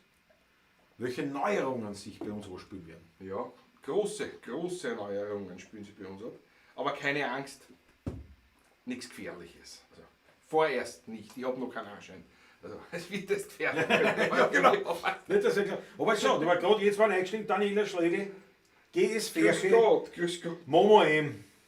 Renate schickt uns Renate, ein Bussi und wir schicken uns vierte zurück. Renate. Schön, dass du dabei warst. Ich hole jetzt die Requisiten. Und die Du musst das Requisiten- erzählen, um was da gegangen ist. Um was da Und da muss ich gegangen da ist? Vorsicht, dass ich mir Ja. nicht... Weil vorher, bevor du den Scheller hat, Tu da nicht weg. Ich schenke mir noch ein Schlückchen ein. Ich darf noch einen Schluckerl trinken. Wir haben uns heute Nachmittag in Gledering, heute Nachmittag in Gledering getroffen. Und zwar haben wir liebe Freunde in der Zwischenzeit, kann ich sagen, dort getroffen. Die haben eine Firma gemeinsam. Ich weiß nicht, einige der Leute hier werden die wahrscheinlich kennen, die Firma Fleischleibchen. Nicht? Ich glaube, so heißen die, oder? Wie heißt die Firma eigentlich? Fleischleibchen ist ja nur ein kleiner Teil eigentlich dieser Firma. Ein Grafiker-Duo, die alles Mögliche machen, eben von unter anderem Leiberl herstellen. Die haben uns einmal zusammengesetzt. Was können wir so mit Merchandising, wie können wir das Wiener Lied oder die 16er Burm ein bisschen in die Öffentlichkeit tragen und wie kann man das Ganze bewerben? Und da haben wir gedacht, na, der Klausi kennt ja schon länger den, wie heißt der da? Hilf mir. Martin. Der Martin, genau, Martin. Mein Namensgedächtnis ist ein bisschen schwach immer. Und dann haben wir gesagt, ja, wir treffen uns heute einmal und wir fahren dort aus. Wir waren dann 3 Stunden dort und haben getüftelt, also es wird in Zukunft ein neues Merchandising-Artikelchen geben von uns, nämlich es gibt wieder ein T-Shirt von uns. Das darf ich schon sagen. Mehrere. Es gibt 3 T-Shirts von uns einmal. In verschiedenen. Tust du da eh nicht weh? Passt schon. Es gibt mehrere T-Shirts bei uns und es sind noch ein paar andere Dinge auch noch geplant. Im Zuge dessen, in dem Gespräch sind ein paar Dinge entstanden, was wir sonst noch machen werden. Ich weiß nicht, vielleicht kann man ja was schreiben, was das angeht. Zum Beispiel, was hält ihr von, also in näherer Zukunft dann, was hält ihr eigentlich von einer Autobeschriftung? Ist sowas nur zeitgemäß heute, wenn man das Auto sich beschriften lässt? Also so mit der sogenannten Corporate Identity oder so? Kann das noch was heutzutage oder bringt das nichts? Das mich persönlich interessieren, weil ich habe gerade ein neues Auto und da zahlt sich das vielleicht aus, diese Werbefläche zu nutzen. Auch ein Projekt, das wir heute besprochen haben, aber das Wichtigste für den Klaus, was er heute hat, das würde ich jetzt sagen. Es ist ein Garderobenstück, das ihm auf Anhieb passt. Das Wichtigste. Da ist er. Da muss ist ich er. so vorbeigehen. Bitte, Entschuldigung, ich muss noch mal kurz unterbrechen, gleich. Weil die Leute fragen schon bereits bestellbar. Nein, heute haben wir uns erst getroffen. Aber es wird noch 2 Wöchelchen vielleicht dauern. In 2-3 Wochen. In 2-3 Wochen ist es so. Also spätestens 3 Wochen, kann ich euch versprechen, ist soweit. Und da haben wir auch einen massiven Wienerlied-Support, muss ich sagen. Das Wienerlied-Support höchster Güte vom Zonko quasi erhalten. Ich hoffe, er weiß das überhaupt schon. Aber auf jeden Fall. Und nicht wieder gleich schimpfen. Muss ich mir jetzt da branden, Patrick? Bin ich schon gebrandet? Jawohl. Ja, Mann, warte, ich muss den Pugel nochmal herzeigen. Jawohl. Jawohl. Weil, jetzt müssen wir natürlich in Moped-Start spielen. Weil, Und zwar ziemlich schnell, weil der Klausi wird gleich zum Schwitzen anfangen. Es ist nämlich gar nicht so kalt da. ja. Ja, der Andreas Christen ist super. Mittlerweile gute Freunde, nur der Name von Martin fällt Patrick nicht ein. Ja, genau. Na, mittlerweile wirklich Freund, ja, das ist auch so. Ja. Nein, ganz ich meine, ja, wer die zwei gehen von Fleischleibchen weiß, dass das einfach Ich ein leid Wahnsinn ist. wirklich leibend. Aber wie gesagt, Ganz leibend. wir reden ja da von Dingen. Und gleiche Wellenlänge eindeutig wie bei uns auch mit allen Dingen. Also, das ist Ja, und wir reden ja da von Dingen, wo man sagt, schau, wir sind, jetzt siehst du, wir sind ja nicht mehr bei den 1000 Abonnenten auf YouTube. Ich meine, ja, wir sind jetzt keine Armutschkerl im Wiener Lied, das ist schon richtig, wir spielen schon, wir können davon leben, alles toll, alles super. Aber natürlich sind wir ein kleines Licht. Ne? Und das ist jetzt da nicht so einfach, mit Unternehmen zusammenzuarbeiten, wo es um was geht, weil wir natürlich jetzt nicht die dicke Kohle für solche Dinge haben und so weiter und so fort.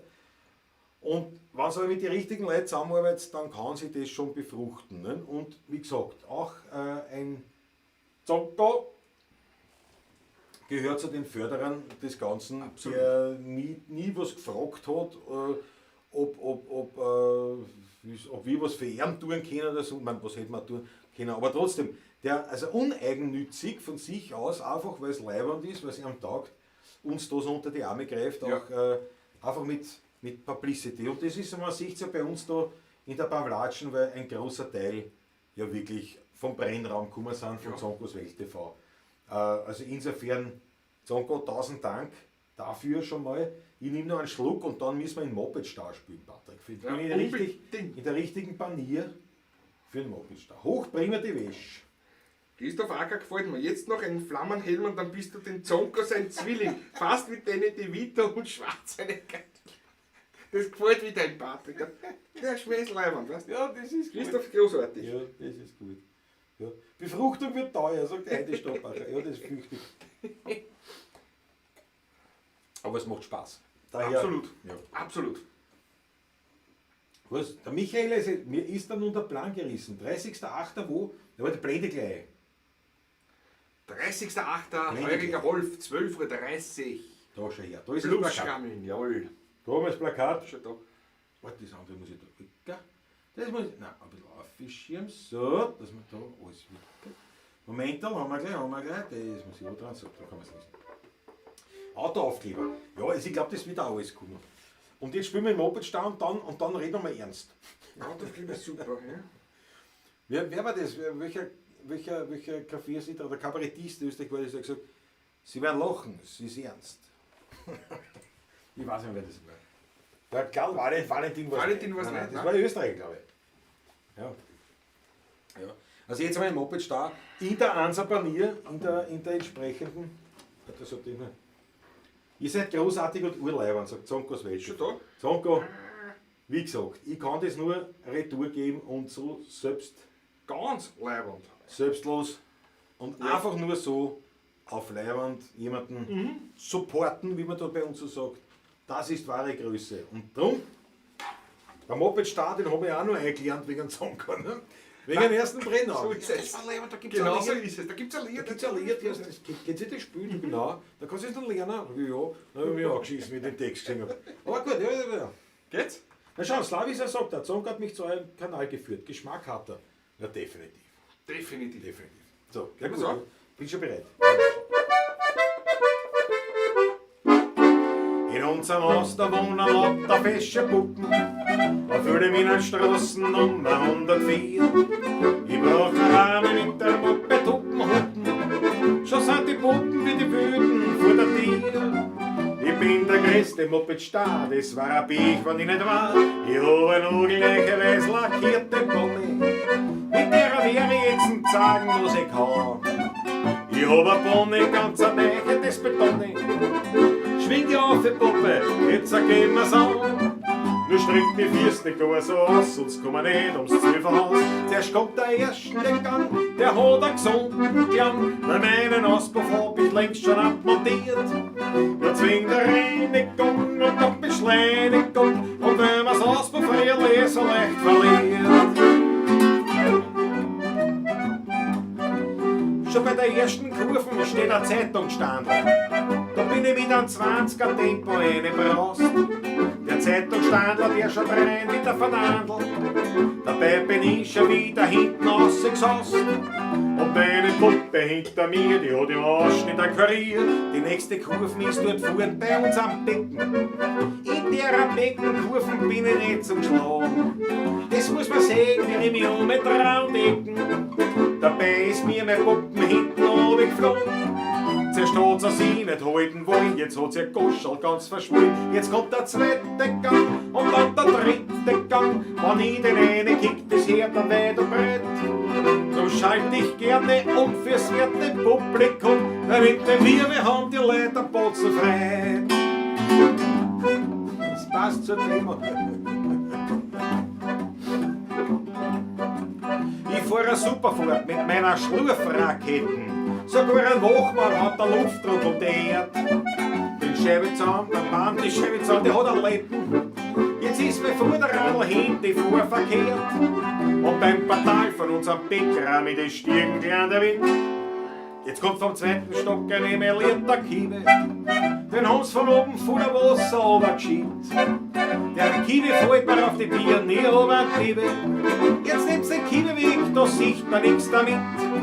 Jetzt rutscht der Robe bis zum Hals, dann her ist schön, das war alles. Und wie ich aufgewacht bin, in ein Spitalsbett drin, hat mir die Schwester gerade einen Haferschleim serviert. Ich war im Krankenstand und in einem Gipsverband. Ich frag sofort nach meiner Bonnie, ja was war's ja die Melone? Meine Zähne können fort sein, nur das Moped muss noch gut sein. Meine Haxen können da sein, nur die Kraxen muss noch da sein. Hoffentlich ist meiner Bonnie nichts passiert.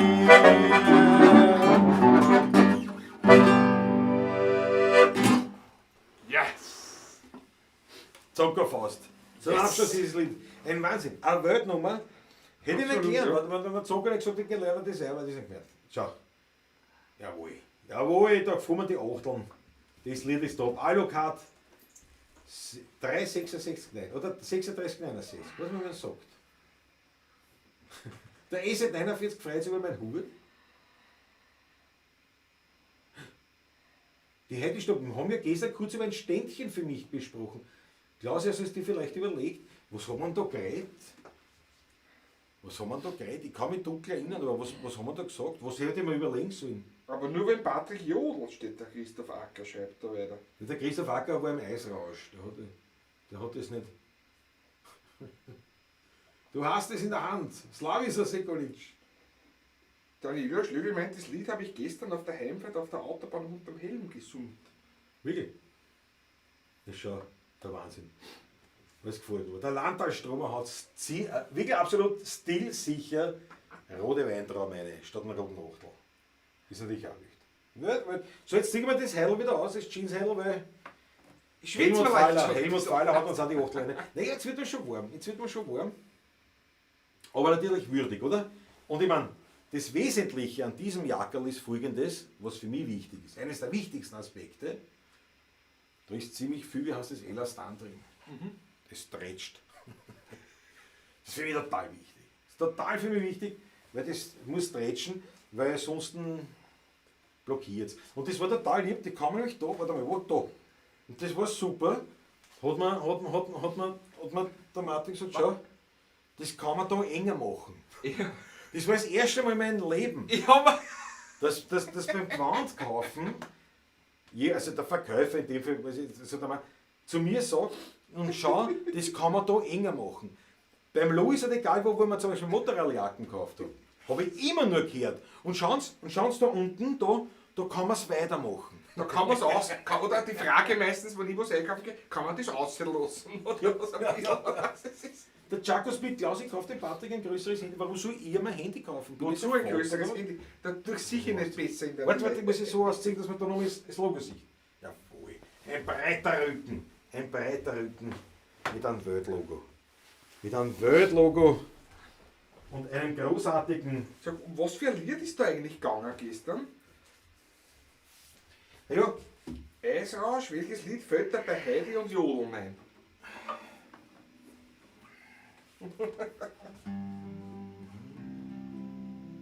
Cäsar.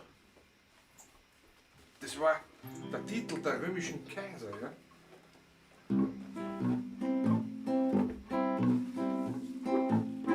Wann böllert eine Steirerin nach Wien kommt,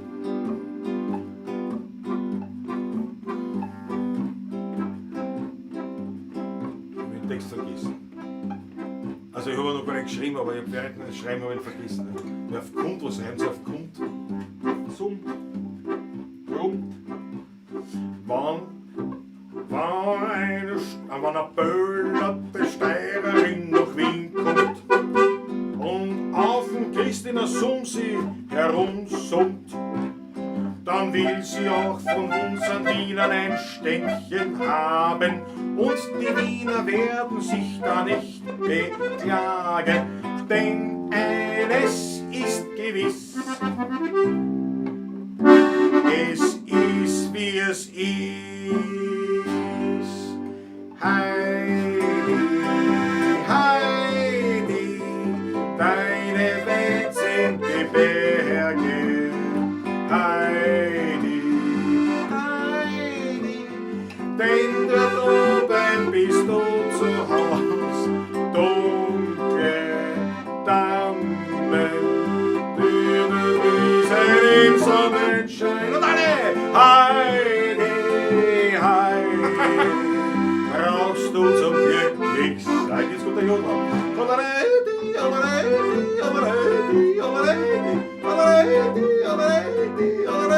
Macht's hoch.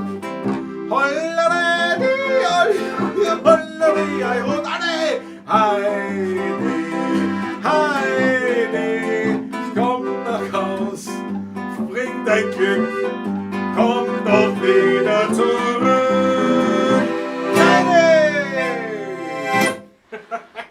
Ein Ständchen für Heidi. Der sagt mir von sowas nichts, was? Das ist, Ja, ich habe ja auch nicht. der hat vergessen, glaube ich. Das war der Eisrausch. Ja, der Eisrausch. Ja. Eine Weltnummer, das ist aber absolut. Weltnummer. Absolut. Ausbaufähig. Das ist ausbaufähig. Vor allem, die ist normal, die klingt wie als bei der Nacht geschrieben. Ja, aber zum Jodeln weiß man so. Ich habe ihn auf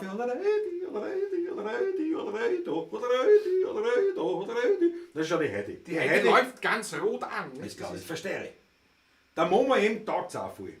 Der Momo eben haben wir auch noch gar kein Rüssel. Noch gar kein Ständchen, wir haben noch nicht einmal den Wein getrunken. Ui, der Markus Bristonik, aber das ist hardcore. Ja, na, das war schon Free Jazz. Der Zonko schickt uns Eislutscher. Das, pass auf, wisst ihr, was ich jetzt mache? Patrick, schenk mir da noch Wasser ein.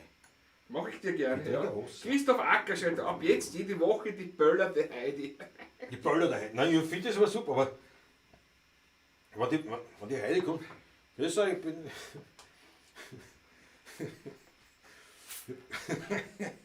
Ich wollte schon wieder was aufwärmen. Was, ein Köch oder was? Ja, wenn ich aus der Südsteiermark komme und dann auffahren im Westen von Wien und dann oben nach Schweckert im Süden. Dankeschön, das ist natürlich. Haben wir gerade die Flaschen ausgetrunken? Das ist selbstverständlich ich, nicht? Das ist klar. Der Automobilfahrer. Das ist Grüß mit besten Grüßen aus Oberbayern, Hubert Hinkofer. Auch dich habe ich Grüß gestern dich. persönlich kennengelernt, das hat mir getaugt. bist gut heimgekommen mit einem Wort, nicht? Ja, siehst du, der Schneidhutz kann noch immer nicht die Heidi. Ja, ich meine, du hast es gehört, wir kennen es auch nicht, aber. Wir spielen es einfach. Wir spielen es aber. Wir sind ja nur live, ist ja wurscht. Das ist ja wurscht, wir sind ja nur live. Eben drum, das ist ganz einfach eigentlich. Soll ich dir noch ein Schlückchen Wein einschenken? Aber ja, der wird schon warm, gell? Der wird schon warm. Jetzt wird das schon warm. Der gehört weg. Ja. Ui, so ein kleines Tropfen nehme ich mal auf. Look. So. Aber durchgekriegt. Wir waren heute, Patrick und ich sind beim Heimfahren, haben einen Hunger gehabt. Wir waren schon ewig nicht mehr dort zu zweit. Sind wir zu McDonalds gefahren. Ja. Und das stehst mir auf. Aber es war trotzdem nicht schlecht, muss ich ehrlich sagen. Also es war jetzt nicht so, dass so. Der Double Cheeseburger, muss ich ehrlich sagen, also ich habe Burger an sich gerne, also an anderen, die so. Nein, war wirklich nicht schlecht. Also war nicht schlecht. Also, nein, okay. Ja. Nein, aber auf jeden Fall. In Ordnung, aber es ist nicht so, dass man da jeden Tag hingehen muss. Also. Auf jeden Fall habe ich mal jetzt Ach, Zustand. nicht. Ich dann wieder einen Schnaps antrinken wieder. Aber das mache ich nicht von der Sendung, weil man soll ja nicht glauben, dass ich nur trinken Das tue. man da trinkt, ja. Dann haben wir eine Fanta getrunken heute. Ja, eine Fanta. Wir haben gesagt, das ist wie Frau Kadi nur geschissener. Ich werde morgen schwerer Diabetiker sein, glaube ich, mit der Blutanalyse. Ja, man muss das ja kein Blut annehmen. Ich will geben und darum gehe ich ja eigentlich. Achso, ja, hast du gesagt, naja. So, der Almoschkogel ist da. Guten Abend, der Einstieg ist ja perfekt. Der Almoschkogel haben wir gleich mit der Heidi Ja, wunderbar. begrüßt. Aber jetzt, Patrick, jetzt greifen wir wieder in die Wiener Lied. Laut. Jawohl, die ganz unterste. Wir haben gesagt, heute ein bisschen wollen wir drüber reden und da ist ein Ja. bisschen euer, wie soll ich sagen, eure Kreativität, eure Meinung, eure Ansicht gefragt. Nämlich wirklich ernsthaft. Wir werden das sicher spaßig machen, aber ernsthaft. Weil das für uns ein wichtiges Thema ist. Ihr müsst euch vorstellen, jetzt spielen wir seit 25 Jahren Wiener Lieder. Mit Leidenschaft, mit Freude. Aber bis vor, sage ich jetzt mal maximal 5 Jahren, haben wir uns da schon irgendwie gedacht, irgendwann, weiß nicht,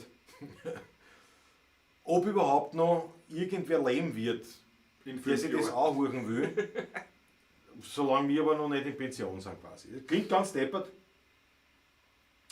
aber es ist ja so, nicht? Man darf nicht sagen. Und das heißt auf gut Deutsch, keine Jungen, die gekommen sind, die sind interessiert und noch sonst was. Jetzt die letzten Jahre hat sich das ein bisschen gewandelt, aber dennoch, das Wiener Lied ist ja so ein, das ist ja nicht einmal mehr unter ferner Liefen. Das Wiener Lied ist eigentlich schon längst museal verstaubt und jetzt greift man ein bisschen wieder zurück und holt sich wieder ein bisschen raus, aber natürlich nur ganz wenig, ganz, ganz selten. Und die Mission von Patrick und von mir, die Mission Wiener Lied, Genau. haben wir ins Leben gerufen für uns jetzt so, nicht? Also das ist kein Projekt, sondern so für uns zwar, wo wir eigentlich gesagt haben, worum geht es uns? Und das war auch natürlich ein Zusammenhang mit den Fleischleibchen. Fleischleibchen, ja. Weil da geht es ja nicht darum, dass wir dann ein Leiberl haben, wo drauf steht, 16er Bub oder irgend sowas, sondern wir wollen ja das Wiener Lied wieder gesellschaftsfähig machen. Also Genau. bekannt in der Gesellschaft. Wir wollen, dass das Wiener Lied wieder einen Stellenwert bekommt.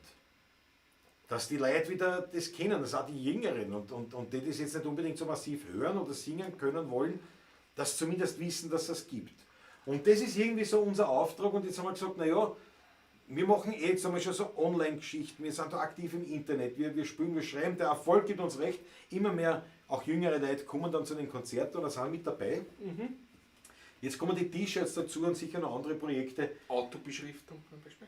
Ja, gut, also Werbung, nicht? Werbung schon klar. Werbung, Aber was kann man noch machen? Was kann man noch machen, ja? Was war eure Idee oder wo fällt es, wo man sagt, ja, das, man, weiß ich nicht, so irgendwie bringt man das hin, ja, dass das Wiener Lied wieder einen Stellenwert gewinnt.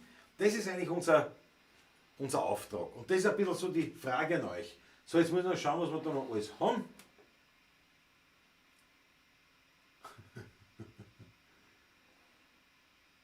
Ja, es kommt eh wieder, das kann, glaube ich auch. Schau, die Heidi Stopper hat uns gerade eine Runde wie ein P-Ball gezahlt für Ständchen. Danke, Heidi. Danke. Danke. Ja, gut, wenn das so weitergeht, brauchen wir uns ums Wiener Lied nicht kümmern, reichen die Pavlatschen. Scherz, war ein Scherz. Daniela Schlögl mit unbedingt ein Heidelfrausch-Shirt. Ja, das müsste ja sein, gell? Kulturgut hat Wert, ja, Slavischer. Vollkommen richtig. Scharf gehen wir's an, Fred Startguss. Klingelton. Der Jamba Klingelton.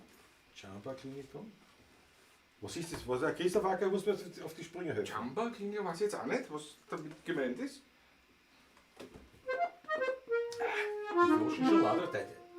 So, ja. Naja. Klingelton. Das ist ein Ja. super Klingelton. Ja. War gewesen, vor Nein. noch nicht eigentlich. Na, eh leibend, ja.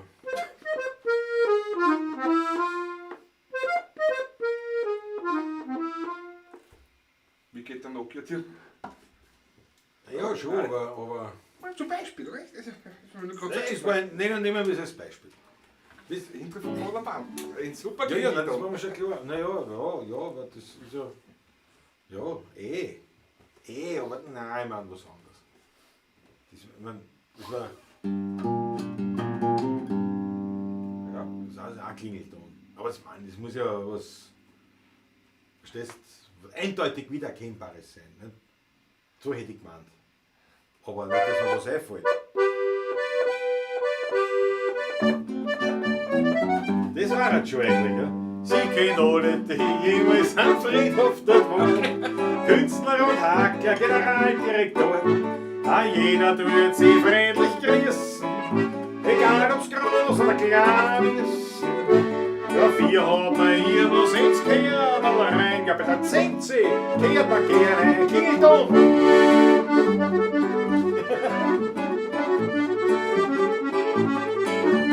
Man bringt ihn aus dem Konzept. Es ist selten, aber es geht auch. Mein Schatzel ist eine Häselfrau am Friedhof in Stadtlerhorn. Die Handschuhe gibt das Schürzel blau, mit singt sie, oh, mit singt sie, aus Stadtler. Sie kennt alle die Mittel, das im Fernsehen bewähren. Duftende Hackle und Kohl, sie hat's gern. Fröhlich tut sie Häs und putzen, weil wir sie ja schließlich benutzen. Dafür hat man ihr was ins Kerbel rein, ja, aber dann singt sie, hört man gerne, geht um. Jetzt hast du dich nicht überraschen lassen.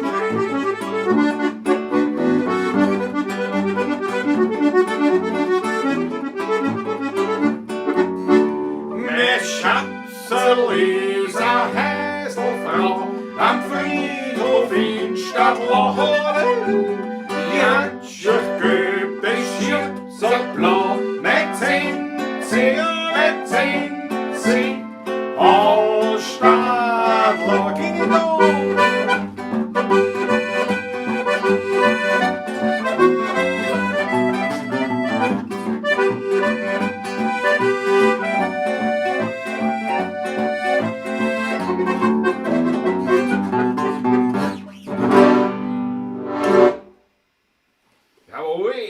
Aber mir ist es 3 Klingeltöne drinnen. Wenn man es jetzt nur Musik hat. Ja. Aber der Schneider hat schon gemeint, vielleicht als Wartemusik sozusagen. Warteschleife, ne? Ja. Dann hätten wir auch noch die Warteschleife, war super, da steht wie rechts uns links, rechts uns rechts, rechts uns Grenzwässer, Horsch. Die Rutschnummer. Passt nicht. Was haben wir da für Vorschläge? Das ist ein Wahnsinn. Ja, aha, so ist es.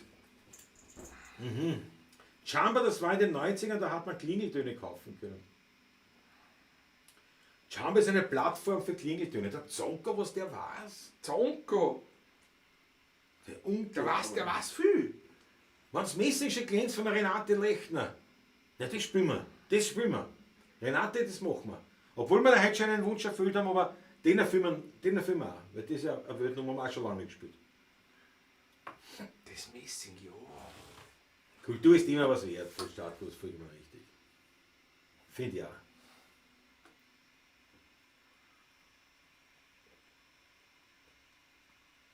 Naja, klar, Markus, bist du nicht ohne Häuserfrau, können wir da nicht weggehen. Ja, Christoph Acker, ja, das habe ich eh schon vorgehabt mit den MP3-Tönen. Das steht so irgendwo auf einer Liste oben und das habe ich dann nie gemacht, weil ich es halt nicht gemacht habe. Es ist halt wirklich so, nicht? Es sind nur wir zwei. Ja. Wir haben kein Multimedia-Team im Hintergrund. Wir haben keine Booking-Agentur. Kein Management hinter. Gar nicht so. Wir haben nur einander. Und die Böller der Heide. Was geht sich nicht mehr so auf die Steiger los? Nein, die gehen nicht los. Die gehen auch nicht los auf die Steirischen. Die Heide, wir alle lieben Heide. Was du gesagt, wenn das Messische glänzt, das machen wir gern. Ja, machen wir. War also ein schöner Wunsch, uraltes Lied. Ich glaube 1789 erstmals. So irgendwie, ja, genau. Noch früher. Also um 1800, ja stimmt, 17, ja, wird schon passen, ja. Erstmals niedergeschrieben, ich glaube 1789. Nein, schau ich noch. Und nicht im Hodener drinnen. Das ist seit 25 Jahren, das ist im Hodener drin. Nein, ist nicht im Hodener drinnen. Das Messing. Die Messergestanzeln sind drinnen, aber nicht das Messing. Ja. Das war die Noten, die ich bekommen habe von dir, vom Messing, war ein Ausdruck vom Kasi. So wie ich die Noten gekriegt von dir. Ja, ich habe das so ausgeschnitten. So ausgeschnitten gehabt, draufgepickt hast, dass du gehabt in einem Buch drinnen. Das war das erste Mal, dass ich das auf Noten gesehen habe, ja. Kind habe ich es ja schon vorher, nicht? Aber ja, ich habe nur die Noten gesehen und dachte, aha, Noten. Aber ja, die Heidi sagt, ihr braucht eine Privatsekretärin, ja. Ja, eine Buchhalterin haben wir, eine Sekretärin war nicht so schlecht dazu setzen. Ui, die Heidi steigt aber ein in quasi die Urdiskussion der Himmelsrichtungen, weil Aber so böll ich nicht, gell? Ich bin kein Wildweststeirerin. Das weiß ich eh heute. Das ist künstlerische Überzeichnung, die ich da mache. Das gehört ja, ne? Muss man so machen. Ui, der Werner Draramarsch, Friedstatus. Hab ich schon lange nicht gespielt. Ja, den kann ich auswendig, kann ich den nicht mehr. Müssen den Noten aussuchen. Aber jetzt machen wir das Messing. Wenn das Messing schon ganz uralt, wie gesagt 1889, 1881, so So ist etwas, es, ja. ist es notiert worden. Und das ist 1781. 17. So vor 1800, ja. Und das heißt, wenn das Messing schon glanzt, und das bezieht sich auf die, also wenn das Messing schon glanzt ist, wären nicht mehr weit. Das heißt, das war nämlich an der Donau, also vor den Stadttoren Wiens, an der Donau sind die Messingputzer gesessen. Nicht beim Schoder nicht, und Kies von der Donau. Und da haben sie das Messing putzt. Sie haben gesagt, wenn das Messing schon glanzt, dann ist wer nicht mehr weit. Und dann kommt eben noch vor der Handliche und der Sodliche. Das haben wir eher schon mal besprochen. Ich glaube, das war sogar im Brennraum beim Zug, haben wir das besprochen. Weil da war das dann die Quizfrage für die CDs. Genau. Der Handliche und der Sodliche. Die zwei Pferde beim Fiaker. Der Handliche ist das rechte Pferd, der Sodliche ist das linke Pferd. Weil früher, also wenn man nicht als Kutscher gefahren ist, sondern eben am Pferd gesessen ist und nicht am Bock, sondern am Pferd, dann ist man gesessen auf dem linken Pferd, der Sodliche, und den rechten hat mit der Hand geführt. Das war der Handliche. Und das war deswegen linkes Pferd, dass man auf der Straßeninnenseite ist, weil wir haben Außenseiten, weil wir haben damals Linksverkehr gehabt. Und man sieht das heute noch in England, wenn du irgendwelche Events hast im Königshaus, nicht? Und dann fahren die Kutschen auf. Und da gibt es ja welche auch nicht, wo die eben nicht am Bock hinten sitzen, sondern vorn am ersten Pferd. Und der 16 sitzt da am linken Pferd, am Sodlichen. Der andere ist der Handliche. So, genug an gescheiter Der Rederei. Bildungsauftrag wurde soeben erfüllt. Ich finde das großartig. Absolut. Absolut. Gut, der kriegst du Facker. Eine Frau Knackerl bei uns, weil der Herr Klaus ist ja schon da. Die ist aber frech. Ja. Die Trailer bringt es am Punkt. Nicht wahr? Die Steiermark ist einfach super. Ja, sind im September wieder in der Südsteiermark. Wein trinken. Bin ich gerne dort. Also Südsteiermark, das war für die, Patrick, war das die Nordoststeiermark. Nein, das war anders. Nein, das ist, wir reden nicht von gleich, aber für deinen Kompass, weißt du, das war anders. Das ist, Nein. sieh mal das Kandel. Ja, Ingeborg. Der Steiermark, alle lieben die Steiermark, bitte. Es ist eine Welt dort. Und Südsteiermark sowieso. Ah, die Oststeiermark. Ja, so. Basal. Ja, Oststeiermark auch. Nein, aber ich meine jetzt das Südsteiermark komplett. so. Südsteiermark. Ramlitz und so. Sag doch, dort hinkommen, ich muss ja mit Hermann einmal besuchen fahren. Ja. Das magst du. Hermann Jannik, ja, na klar. Jetzt aber mal. Spiel mal das Messi. Du musst wissen.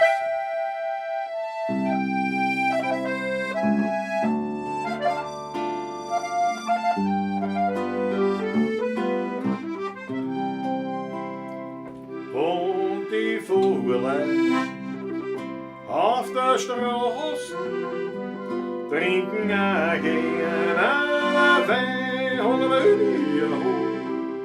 Singen sie Zeugen, was sie schon, da schreit's Gehör und sind gedrängt. Singen sie Zeugen, was sie schon, da schreit's Gehör und sind gedrängt. Ja, wenn das Messing schön glänzt und wenn der Handliche tanzt, wenn der Sodliche schreit, dann ist auf Werne nimmer weit.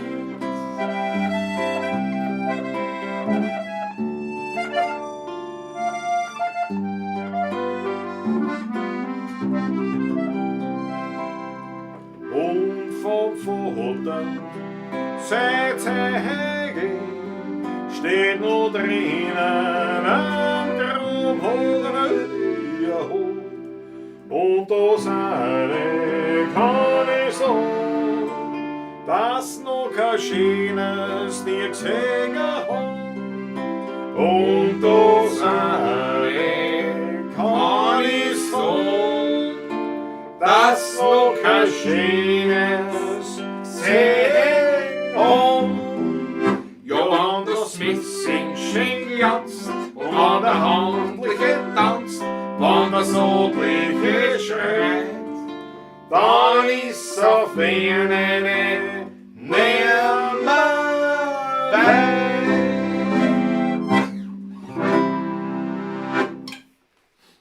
Das ist wirklich eine schöne Nummer, ja. Traumhaft schön. Ich finde das schön. Wirklich schön.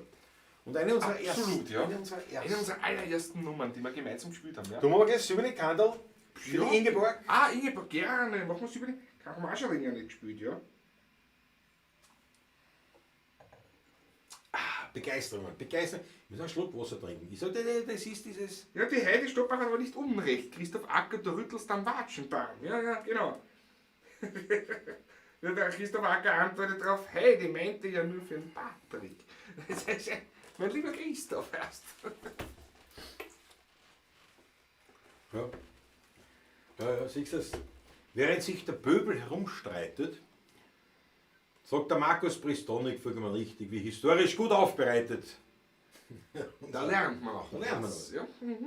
Ja, großartig. Thomas Nickmann, Werner Wichtig, Asset 941. Oder begeistert, Renate Lechner.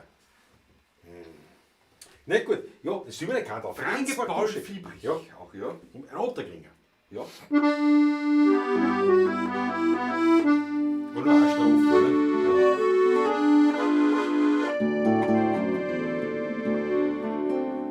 In ein ganz kleinen Gassel am Lichtendaler Grund, da war's Wirtshaus zum silbernen Kandel.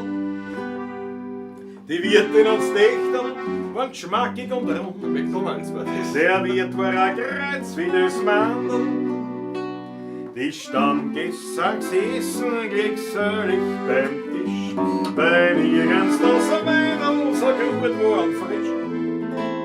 Und das Essen war billig und gut, wie es der Werner heute gern haben tut. Wer einmal nur dort war, der war auf jeden Fall gleich Stammgast im Kandel, im Lichtental. Du liebes altes Haus, schaust mich so freundlich an und sagst, komm her zu mir, schaff dir ein Glas lang, bist einmal bei mir drin, kommst sicher alle Tag, weil ich ein Wirtshaus bin, so noch dem alten Schlag.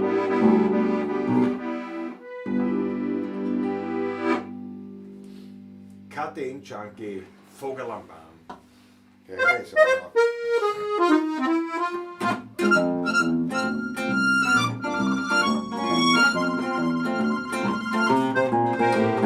Ich sitz auf der Wiesen, ein Großhalm im Wald, die Box hat zerrissen, ich find nix dabei. Ein Schmetterling fliegt mir und Nasen herum, ein Fink frisst ein Fliegen, aber ich pfeife nicht drum. Ein Arm mit dem Kinn nicht einmal wie ein Traum, ich fühl mich so frei wie ein Vogel am Baum.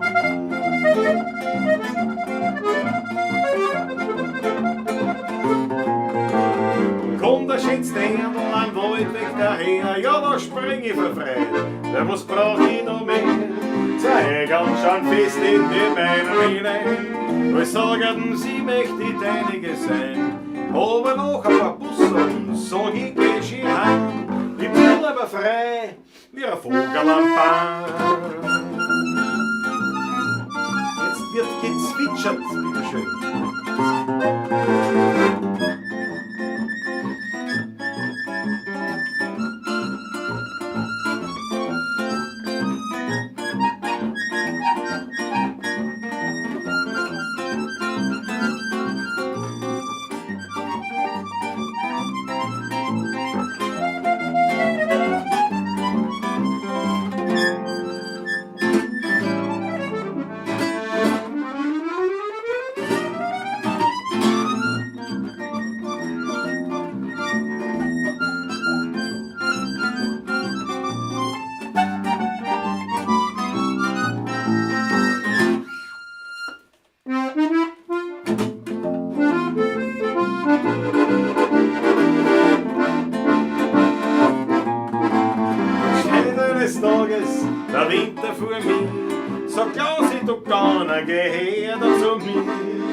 mach ich noch einmal die Augen fest zu, sich wieder vor mir die schöne Natur. Denn draußen im Grünen, da war ich daheim, da hab ich mich gefühlt wie ein Vogel am Baum. Ein Nachschlag, bitteschön.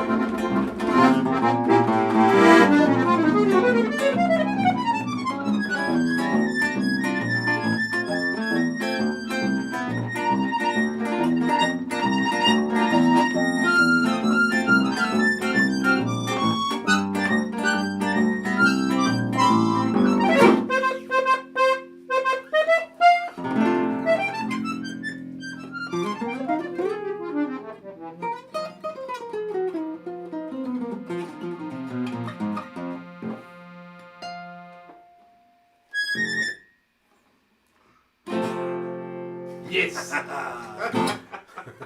Einen gemütlichen Zug. Schön. Der Hendrix auf der Quetsch, Schön. ja, Güter, Schön. Russland. Danke, danke, Der danke. Knopfmagier, Landtalstromer, jawohl. Der Patrick, der Knöpferlzauberer, naja, da kommen natürlich die Wörter rein. Da kommen die. Und der Christoph Acker hat das genau zugehört. Wir gehören zum Pöbel. Aber natürlich nicht. Da Nein, willst du natürlich gesagt, ich hab nicht. geschaut, ob du zuhörst, nicht? Weißt du? Ah, mein Freund, die Einsamkeit. Von Markus Bestonik, von meiner Frau auch ein Achtel. Na bravo. Die Einsamkeit, ja, können wir gerne machen. Ja. Patrick Hause. Muss ich noch einen Schluck machen. Da weiß ich jetzt immer Patrick hau rein. Ne? Hau eine eigentlich, ja. Markus Bestonik, verneige mich. Das ist lieb. Danke. Patrick, genial.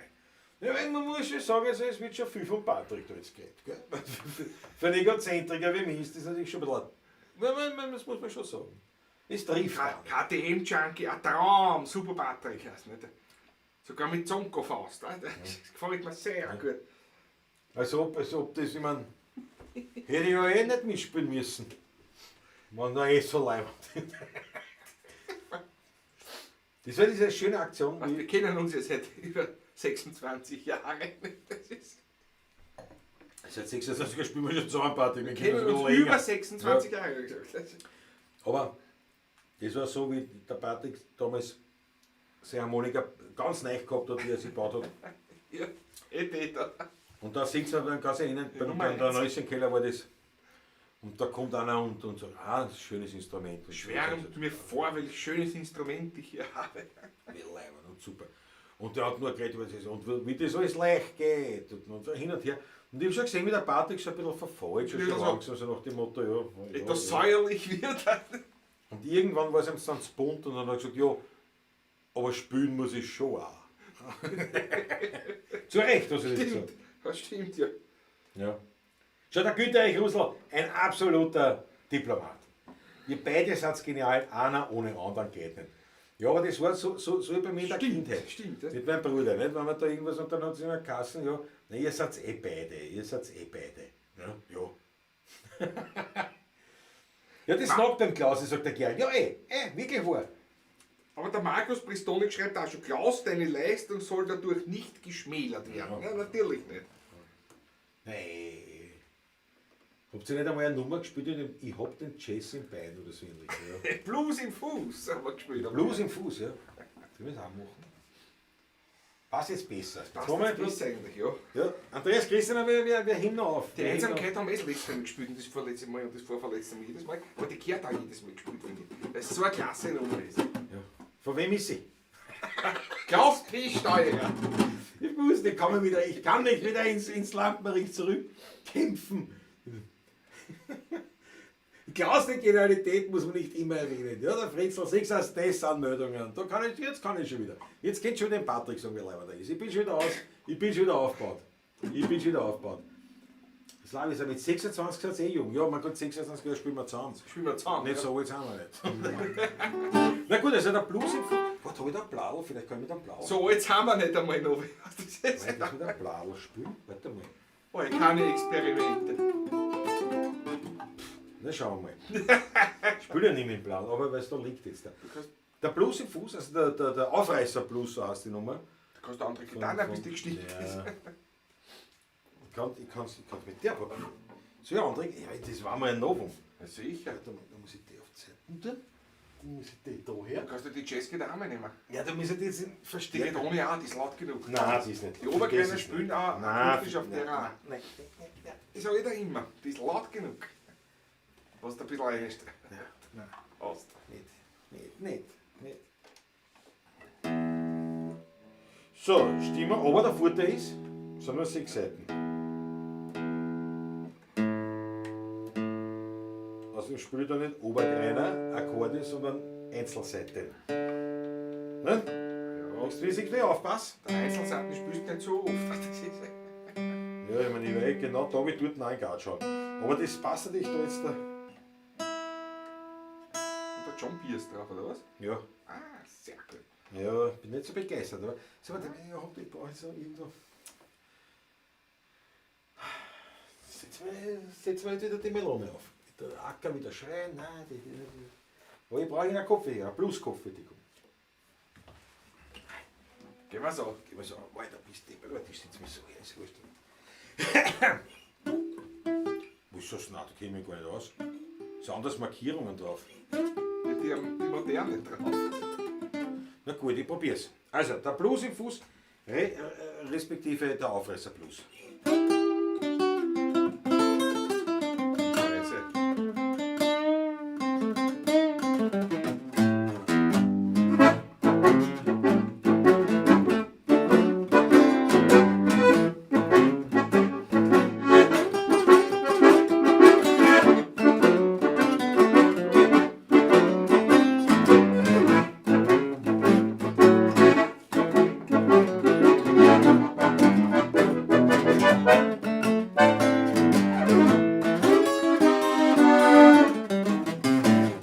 Dass Frauen schwierig sind, weiß man eh. Und was dabei einer kein Schmäh, dann kommst du auch niemals zum Ziel. Schau, du magst das so wie ich, dann fliegt jeder gleich auf dich und singen bloß ganz lässig mit Gefühl. Ich hab den Blues im Fuß, dass jeder schwach werden muss. Ich hab den Rock in dem Bock, mit dem ich jeden Look, Dampflok, Diesellok, Elektrolok. Ich hab den Swing in dem, mit dem ich jeden bezwing. Ich hab den Rack im Knack, mit dem ich jeden pack. Ich hab die Melodie im Knie, probiert mir nie eine hin. Ich hab den Jazz im Press, da wird mir nie eine Bass.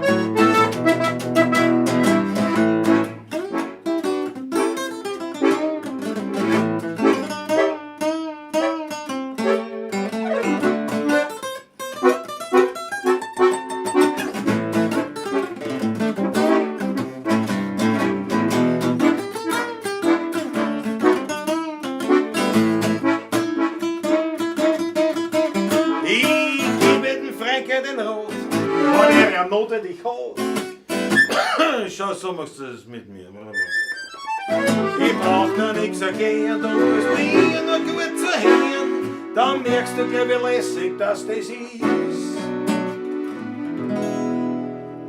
Und jetzt lassen wir es ganz gut. Patrick, da ist Lichter, da ist Lichter. Da ist Lichter. Wir müssen in Stimmung jetzt. Ja, du musst jetzt hin irgendwie. Das ist leibend. Warte, du hast die Stimmung so, du musst das Licht da dran. Jawohl. Das hat sich nicht viel Genau geändert. nichts gebraucht, Hat sich ja. nichts geändert. Aber ich wollte ein bisschen eine Stimmung. Also, ich hab den Blues im Fuß, dass jeder schwach werden muss. Yeah. Ich hab den Rock in den Bock, mit dem ich ja jeder lob. Bis zu mir nach Hause. Ich hab den Swing im Ding, mit dem ich jeder bezwingt. Hey. Ich hab den Rack im Knack,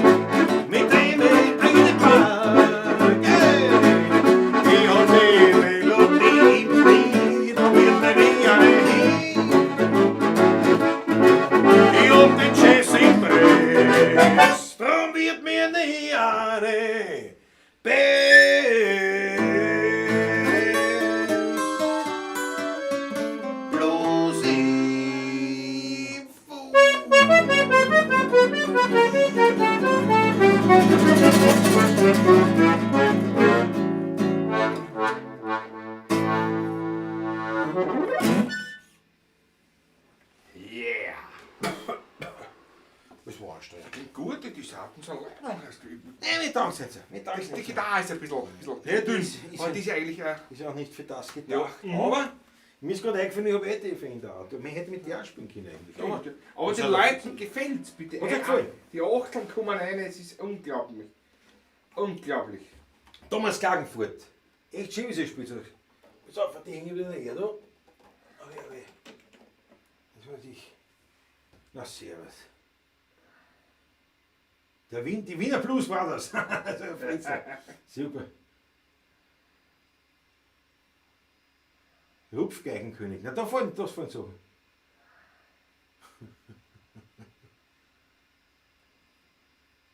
Gewaltig. Andreas, ja. Na, servus.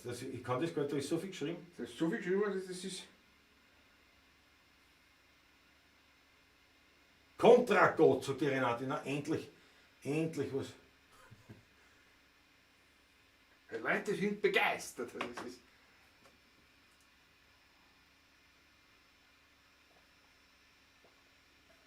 Da geht's zu, aber jetzt finde ich den hier. Ja, also gefällt euch. Jetzt die Feuerzeuge raus. Gell? Red Hartrevic, nur 2 Achter am Roten, ob da nicht ein bisschen mitschwingt eine hohe herbe Kritik unseres Könnens. Das glaube ich nicht. Glaube ich auch nicht. Gegenteil. Na herrlich, schau die Achteln. Eine wilde Nummer. Ja, Gerald Spürk sagt das. Ich spiele es schon. Ja. Da ist eure Musik schwerer zu spielen. Ja, das stimmt auch, wobei man natürlich, wenn man ehrlich sagen muss, wenn jetzt, ich meine, wenn es nicht Leute zusammenkommst, die wirklich Blues spielen können,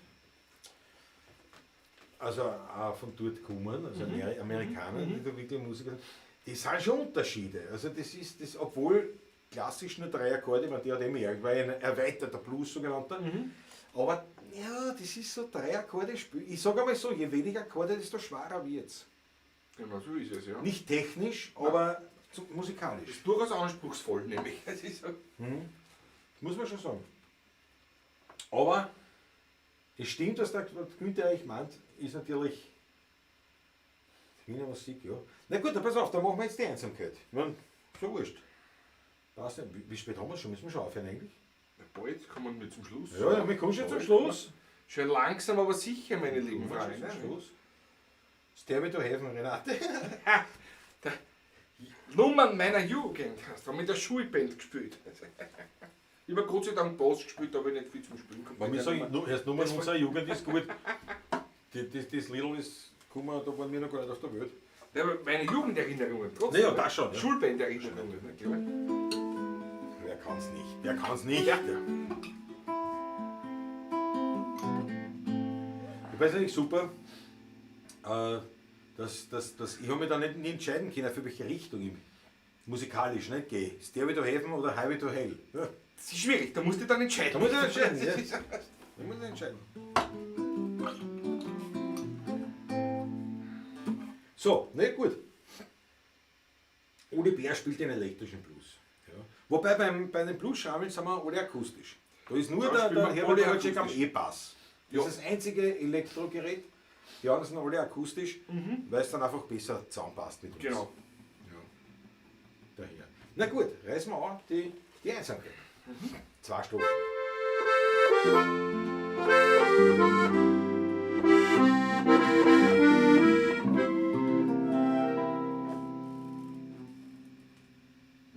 Man kennt fast sagen zu jeder Zeit, spür ich den Trottel für die Leute und manches Mal platzt wieder Kron. Geht den Geht Wurst. den Wurstel, ich der Schlag, den Kasperl spielt, das stört mich nicht. Danke meinem Freund, der zu mir steht. Ein guter Freund hat immer Zeit. Mein bester Freund heißt Einsamkeit und bin einmal ganz allein. So sind wir denn noch immer zwei. Ich und mein Freund, die Einsamkeit. Mit ihm bin ständig ich zu zweit. Und will einmal allein sein, dann lad ich mir ein paar Freunde ein. Wenn ich wohin komme, sagt man gleich, unterhalt mich, komm ich lade dich ein. So mach mein Herz ungeniert und krieg meinen Rausch so finanziert. So lachen wir beim Weinverein, aber trotzdem hab ich nur einen Freund. Ein guter Freund hat immer Zeit, mein bester Freund heißt Einsamkeit. Und bin einmal ganz allein, so sind wir denn noch immer zwei. Ich und mein Freund, die Einsamkeit, mit ihm bin ständig ich zu zweit. Und will einmal allein sein, dann lade ich mir ein paar Freunde ein. Und hat das Leben das Ende mir gebracht. Kein Mensch mehr über mich dann lacht. Ja, so mach die Augen langsam zu und geh allein ich dann zur Ruhe. Nur einer gibt mir noch Geleit, sie ist mein guter alter Freund, die Einsamkeit.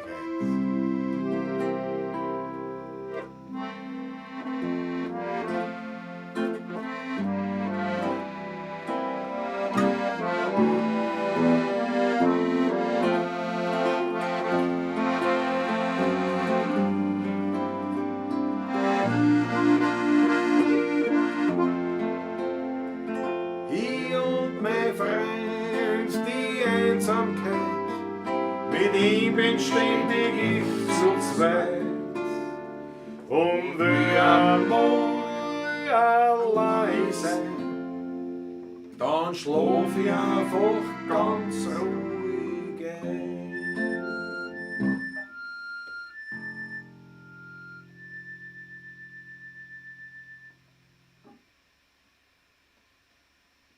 Jawohl.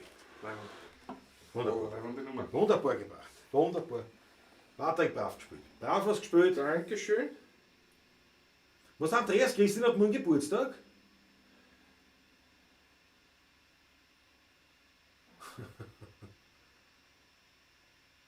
Der Andreas hat morgen Geburtstag.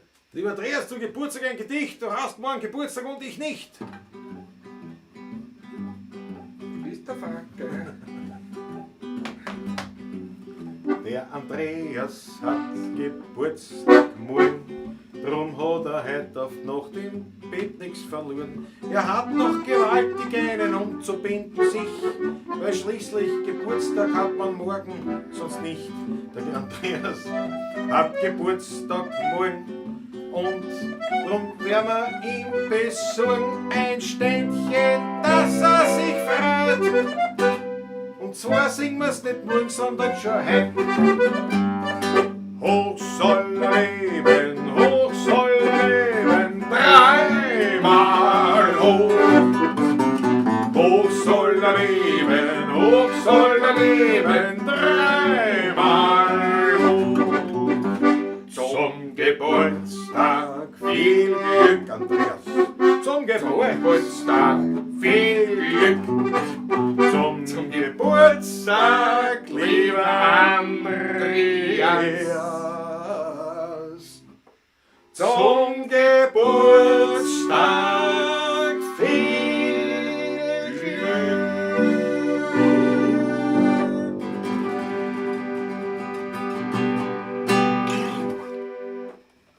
Bravo. Es war zu früh, eigentlich. War zu früh. Was erst morgen? Aber wir haben das jetzt schon gemacht. Jawohl, jetzt kann ich nicht mehr anstessen, auf die wir der Patrick schon Wein austrunken hat.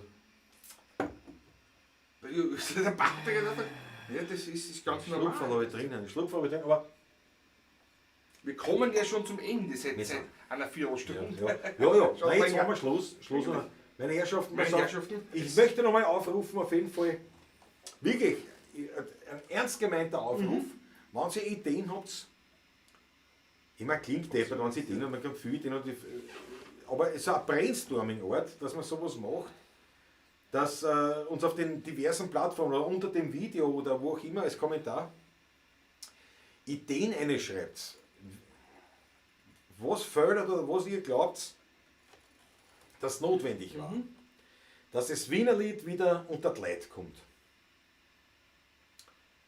Das war irgendwie, da waren wir echt dankbar, wenn es uns da ein bisschen hilft an Ideen und sonst. Ansonsten natürlich durch Mundpropaganda natürlich am allerbesten. Das heißt, bitte sagt es weiter. Empfehlen Sie uns weiter, wie man früher gesagt hat, ist nach wie vor immer das Wichtigste. Haben wir heute Nachmittag auch mit Martin und Co. besprochen. Nicht? Richtig. Und das war, ja, das ist natürlich... Martin hast du jetzt halt. Das ist dein guter Freund. Muss ich wirklich sagen, es ist ein Freund geworden heute im Laufe des Nachmittags. Ja, Wirklich. Also, das kannst du mehr. Absolut, liebe Leute. Und sogar der Hund hat mich nicht mehr fressen wollen am Schluss. Den nur blöd. Von Fressen keine Spur. Na gut, Patrick, wir gehen die Schlussnummer über, aber was spielen wir zum Schluss?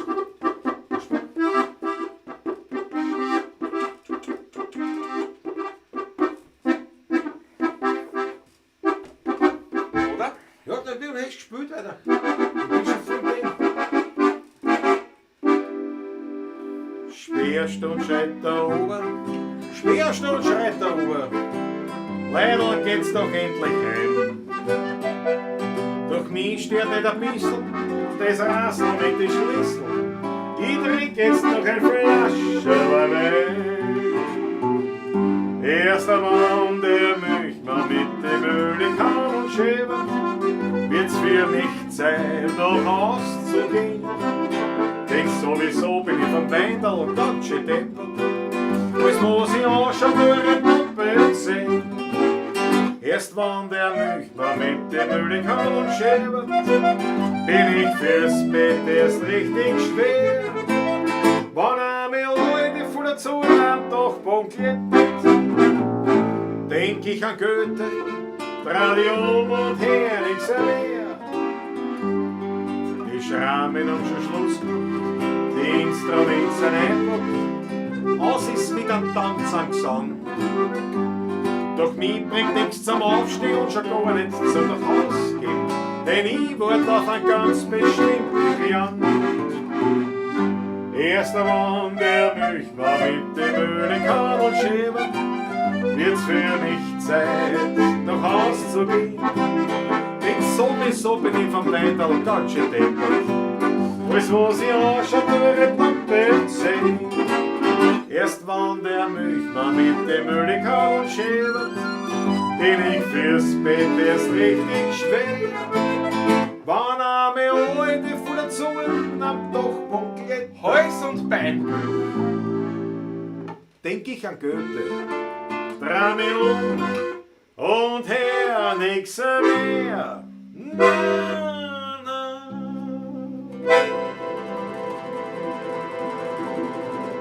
Vielen herzlichen Dank, meine Lieben. Dem Andreas alles Gute zum Geburtstag.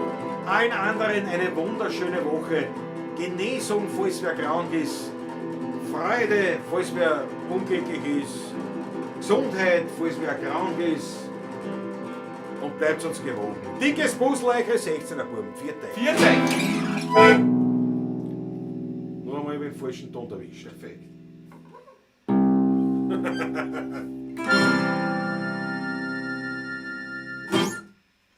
Vierte gut, Papa. Bitte. Finish.